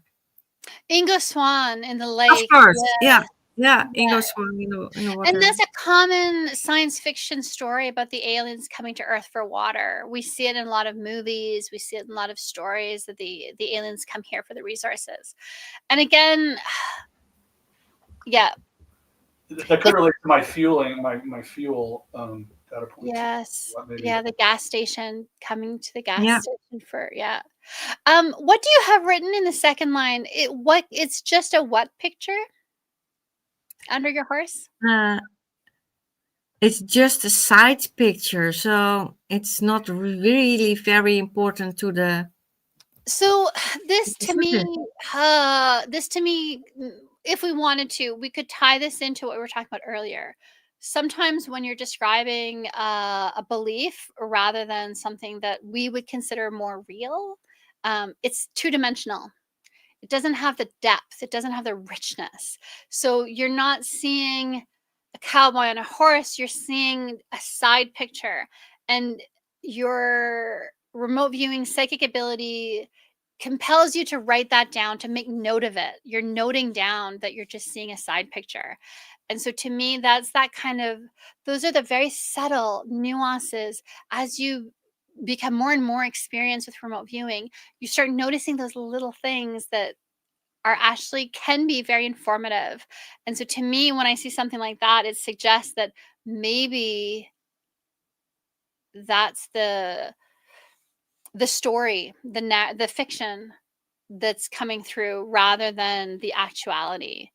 maybe, right? And it's, yeah, that's what I No, wanted to it felt off from the rest. Therefore, I put down it's just the cowboy is just a side picture. Yes, yeah. And so for when you're looking at, am I looking at something maybe more real or maybe less real for how I would necessarily maybe think of it in the future when I get my feedback? When you get something like this, then that can give you hints of, oh, maybe this is not an actual cowboy. This is just the idea of a cowboy, right? So it's the idea of a lone survivor. It's not actually a lone survivor. Just things to think about. Interesting. And then, Michael, you had also some really interesting ideas in your words list as well. The pearly gates, angels, and cherubs. So a lot of that kind of came through in your session. The metamorphosis, the duat. So a lot of the stuff that Daz Smith was talking about at the beginning of our video, I played a little excerpts from Daz chat on Remote Viewed YouTube channel. And he was talking about when he gets all this kind of occultism data for a target like this one, for him it's a marker of, okay, I'm not actually describing the target, I'm just describing the popular beliefs, the stories, the fiction that's being told about this. And so I thought it was interesting just to see those kind of words that were popping out, in addition to words that were maybe more solidly about, the polarity, things like this. So just things to think about. I'm not necessarily saying it one way or the other. And then Cody, your UFO. So we talked earlier about how it was not after the prompt of like, show me what the target looks like. It was actually, show me what would be interesting to Sasha. And so one of the things I wanted to mention here is that you have this dude with a spanner fixing it. And that might be an Australian term, but here the term spanner, the only time, like I know it has to do, I don't know, wrenches or spinny things, but when you talk about a spanner in the workshop, because you're saying here it's a visual of UFO in a workshop and that dude has a spanner. And here the expression is, if there's throwing a spanner in the works, it's something that you do to sabotage, you disrupt, or to distract. Something that's smooth and well ordered, you throw a spanner in the works and then everything kind of goes chaotically. And so I thought that was, I think that there's something to that. I don't know. What do you think? Yeah, I think you're right, because it didn't feel like it was an alien thing or anything. It just popped in right at the end, and I'm like, oh, I've got to stop now. Now I'm getting this sort of stuff. But yeah, I've heard that phrase before. Right? So I think it's Makes so sense. funny that you and again, when you're analyzing remote viewing data, your own or someone else's, look for these weird little things that they feel that they need to write down, right? Like you wrote down, it's a spanner and he's fixing it. So that, and the fact that it's a workshop, I just thought that was really playful. It was a playful way for the information to come through. And I always love it when it comes through like that. And then, I think that ties into Michael's data about the deployment of a control mechanism that's distributed among the population. What do you think about this, Michael? Yeah, I definitely could see the connections between myself and some Cody's data there about spanning the works and being kind of disruptive. This whole broadcast tower thing came from the sort of like the Masonic temple thing with the blast furnace in it. And yeah, it feels kind of pretty straightforward for me around that. It just seems like this. And also, did you notice that his sketch looks a lot like your sketch of the building that is destroyed? The two pillars on the side and then the step pyramid or the steps in the middle. Yeah, it's definitely kind of interesting connection there. Right. Some of the earlier stuff was also connected with the comet itself, like with the tail and like the head of it as well. So Yeah. seems like, yeah, there's somebody like kind of operating on that. Yeah. Curious. And then Claudia, your dagger, I think again here, I think it's because in the old depictions of comets, they would depict them as daggers in the sky. So I thought it was really cool that you had this. And you had it of old and rusted and big. Yeah, I all the time. From the beginning, I saw something.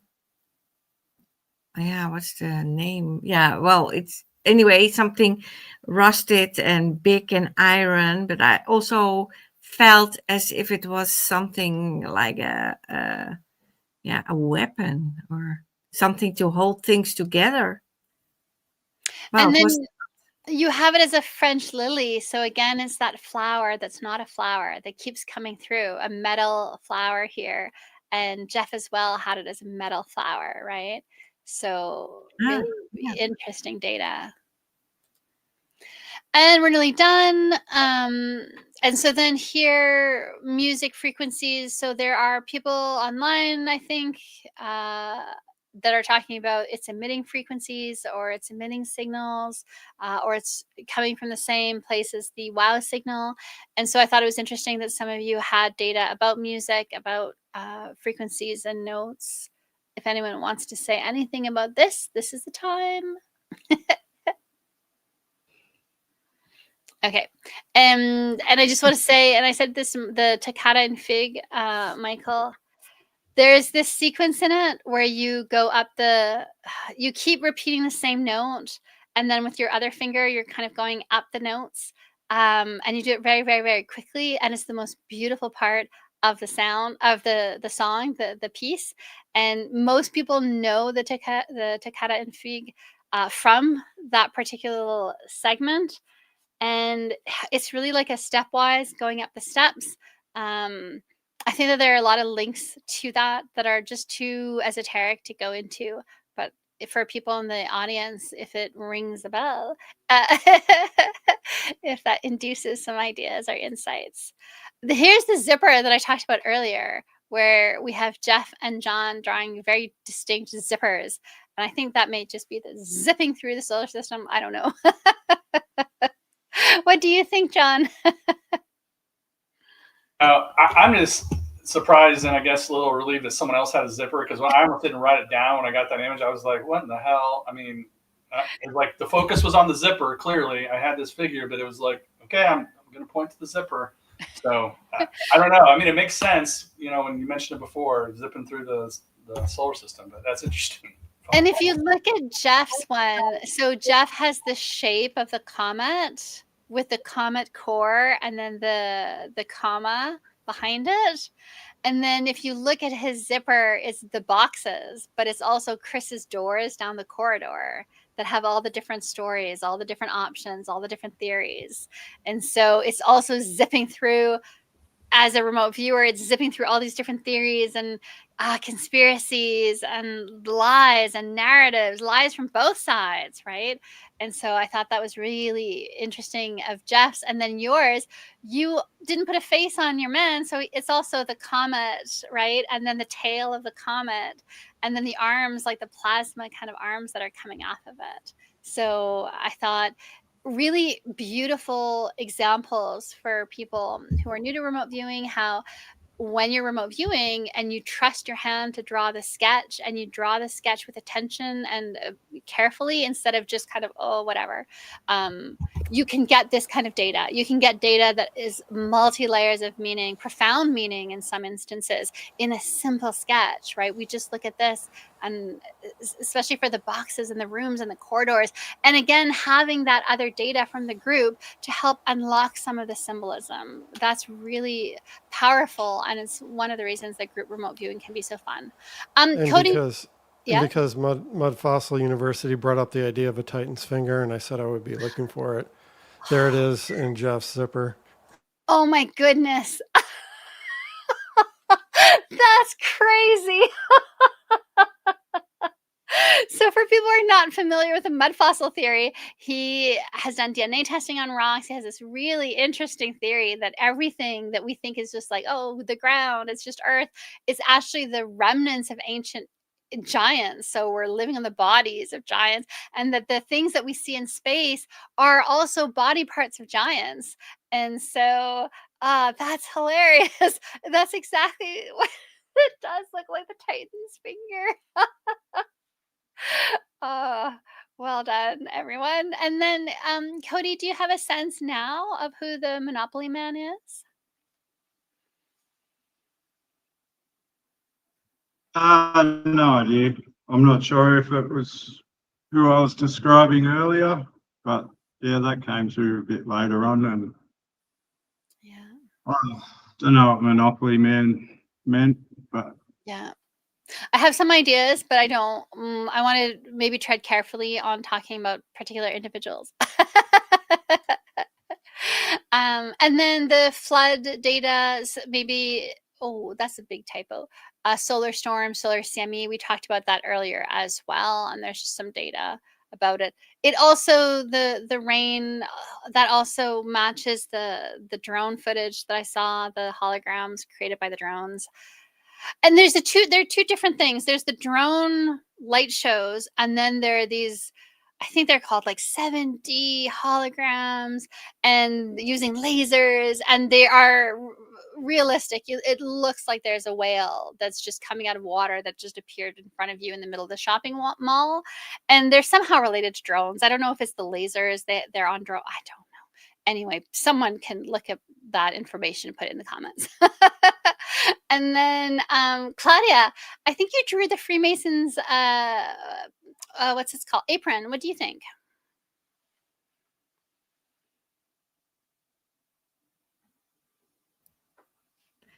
Oh, that can be. Yeah, I saw a white and blue emblem.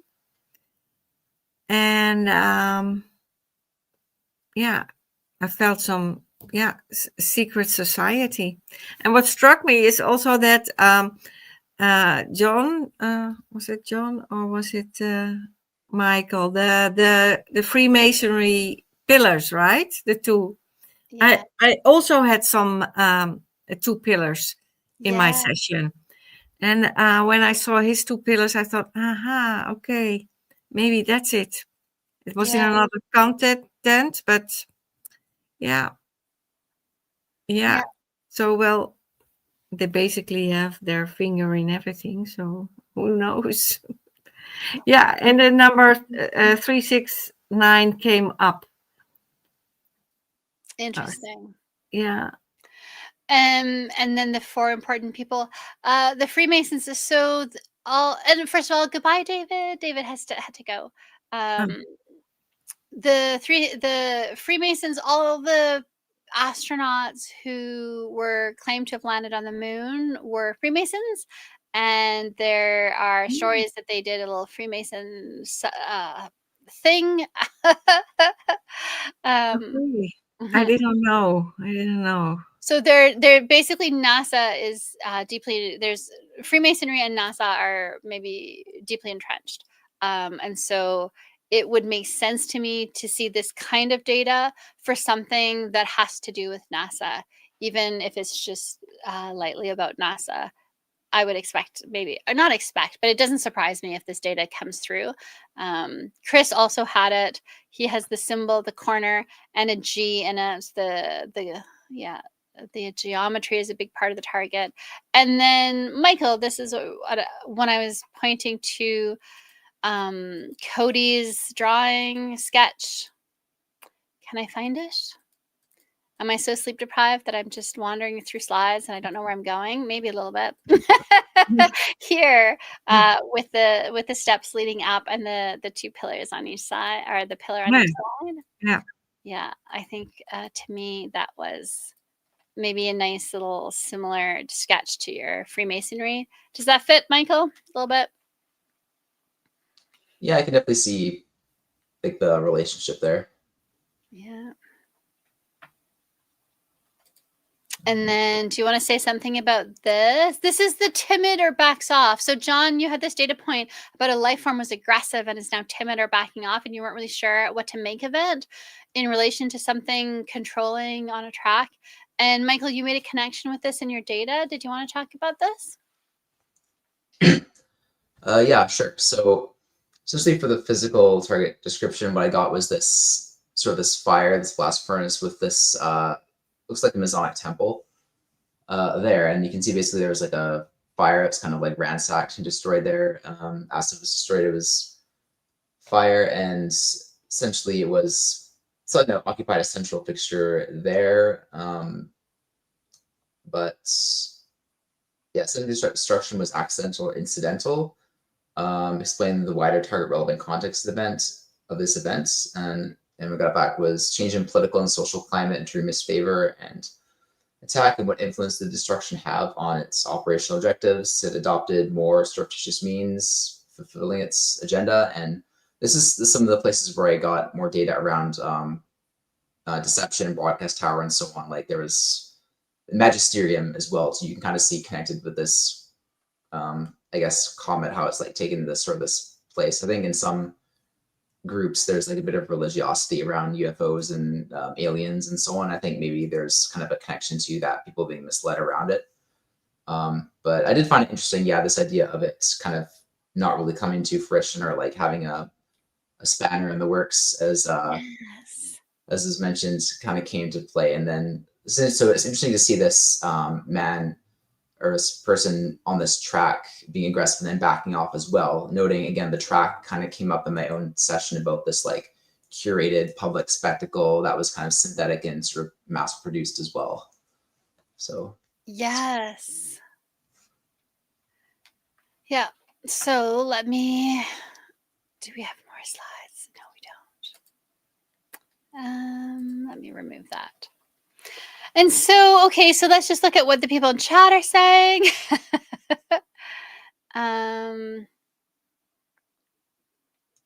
They're just talking about Tom DeLonge and things like this. So we've looked at all the data.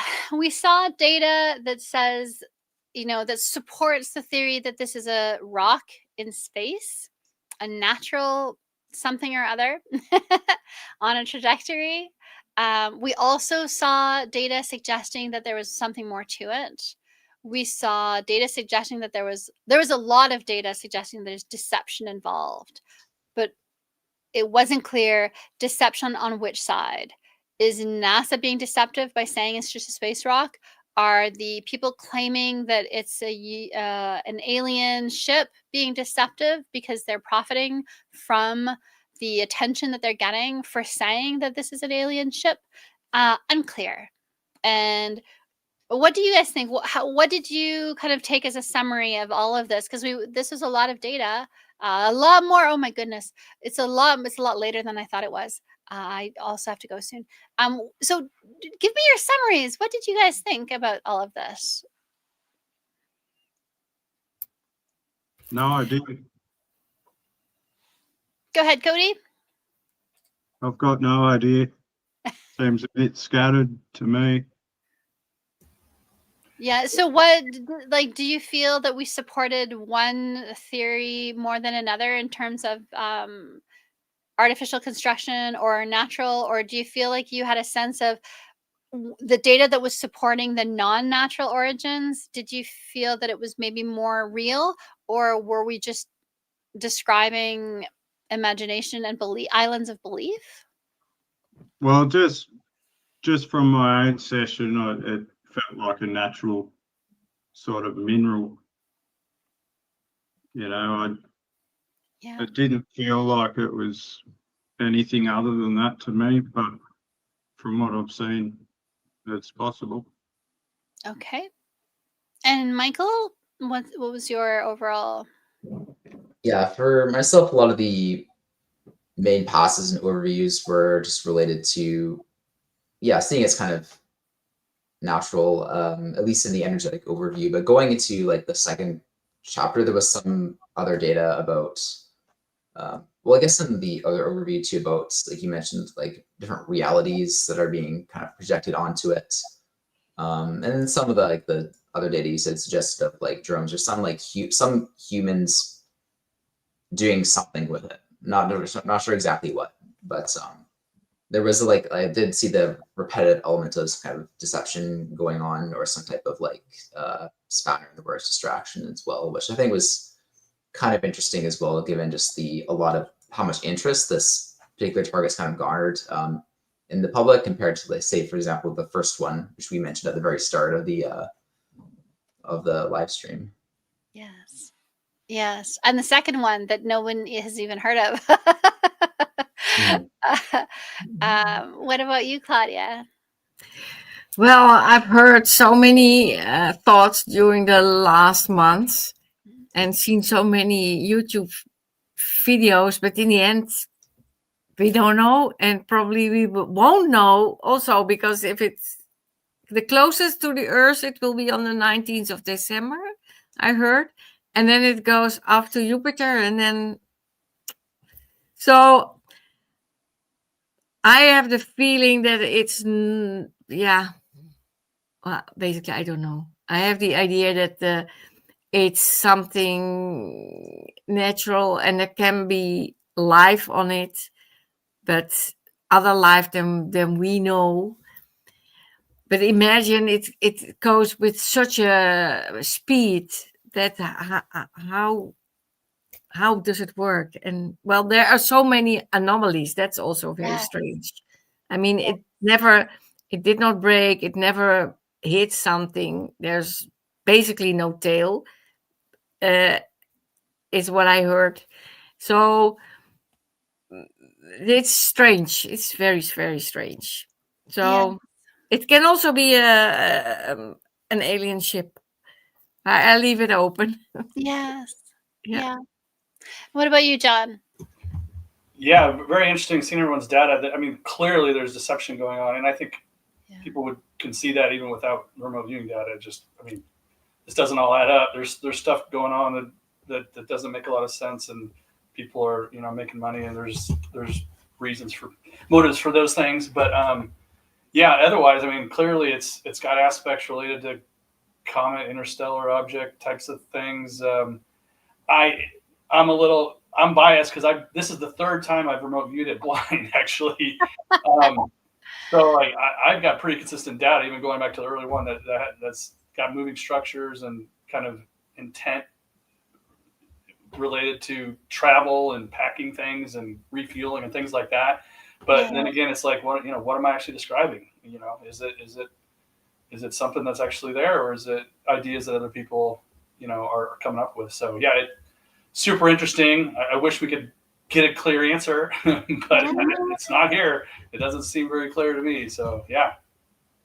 Yeah, I always think of that quote from Solaris: "There are no answers, only choices."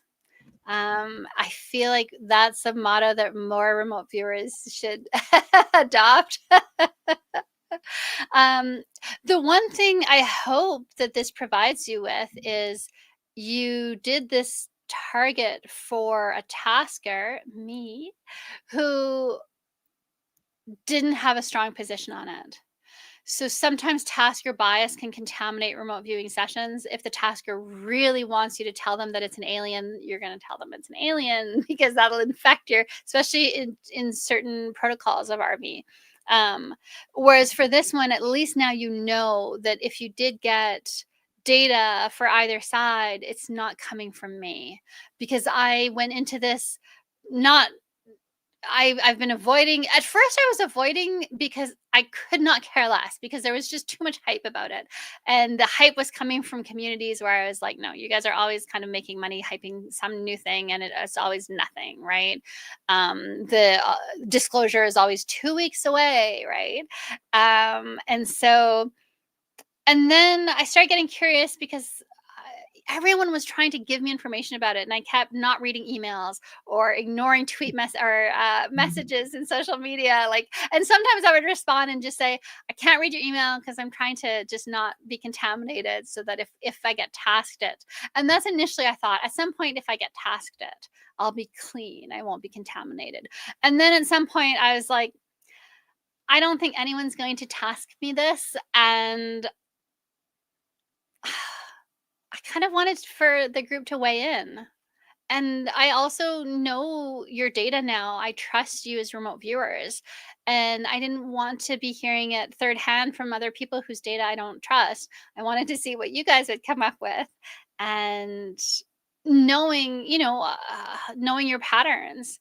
And it's funny because now at the end of it, I can't say either way. I can't say that it's just purely a natural space rock, but I also can't say that it's something alien. It might be a display. It might be there's all of the deception involved could be on either side, right? And so, and Cody, you have shown yourself to be very good at cutting through the noise. One of the things that, everyone brings different things to the group, different skills, abilities, but also your personality kind of shapes the kind of data that the data stream offers you.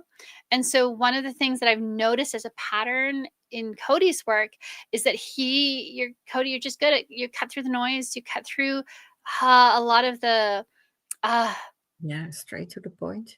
Yeah, and you tend to not get distracted by islands of belief, is what I found. Now, I'm not saying it as 100%, but I'm saying I've kind of started to develop this feeling after looking at so many of your sessions that when I'm looking at your data, you usually move around the islands of belief. I've seen it so many times now, and it creates a trust in your data. So sometimes if someone's saying a story and I'm not sure, I'll look at your session and I'll say, what does Cody say? Because it gives me some insights of like, what's the no nonsense take on this data? And so, but that doesn't mean that you're right. Like, I don't want to put too much weight on your data to the exclusion of the contributions of the other viewers' data in terms of determining the truth about a target, right? I look at everybody's data for these live streams.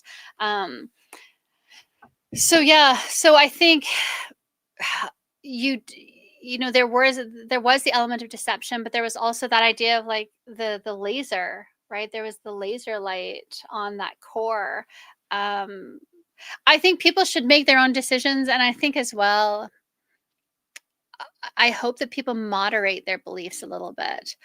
To me, the message from the data today is don't blind faith jump into either side, the skeptic side or the conspiracy theory side.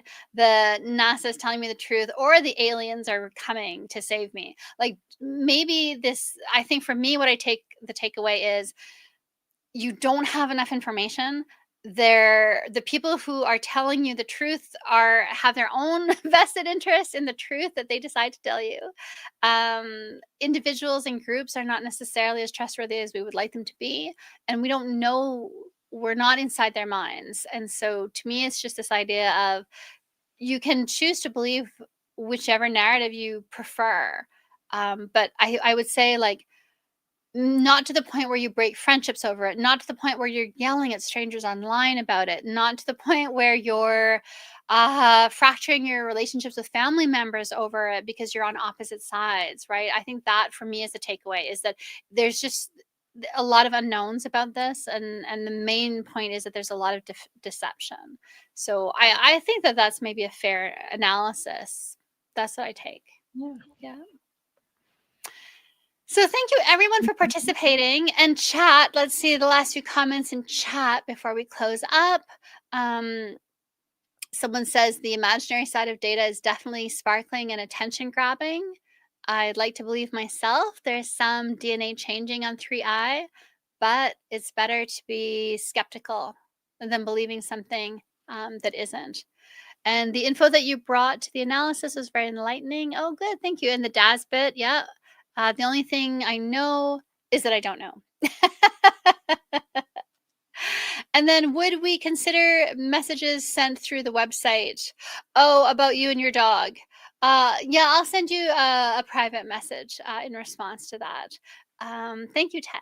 Thank you everyone in chat for participating. It really does help. You guys can really, offer insights that are often new, and you do provide information when we're looking for a data point that we can't quite it's on the tip of our tongue. So I appreciate your presence here, and just appreciating and seeing the amazing work that these remote viewers are doing. And for the viewers, thank you so much for participating. You guys did great work.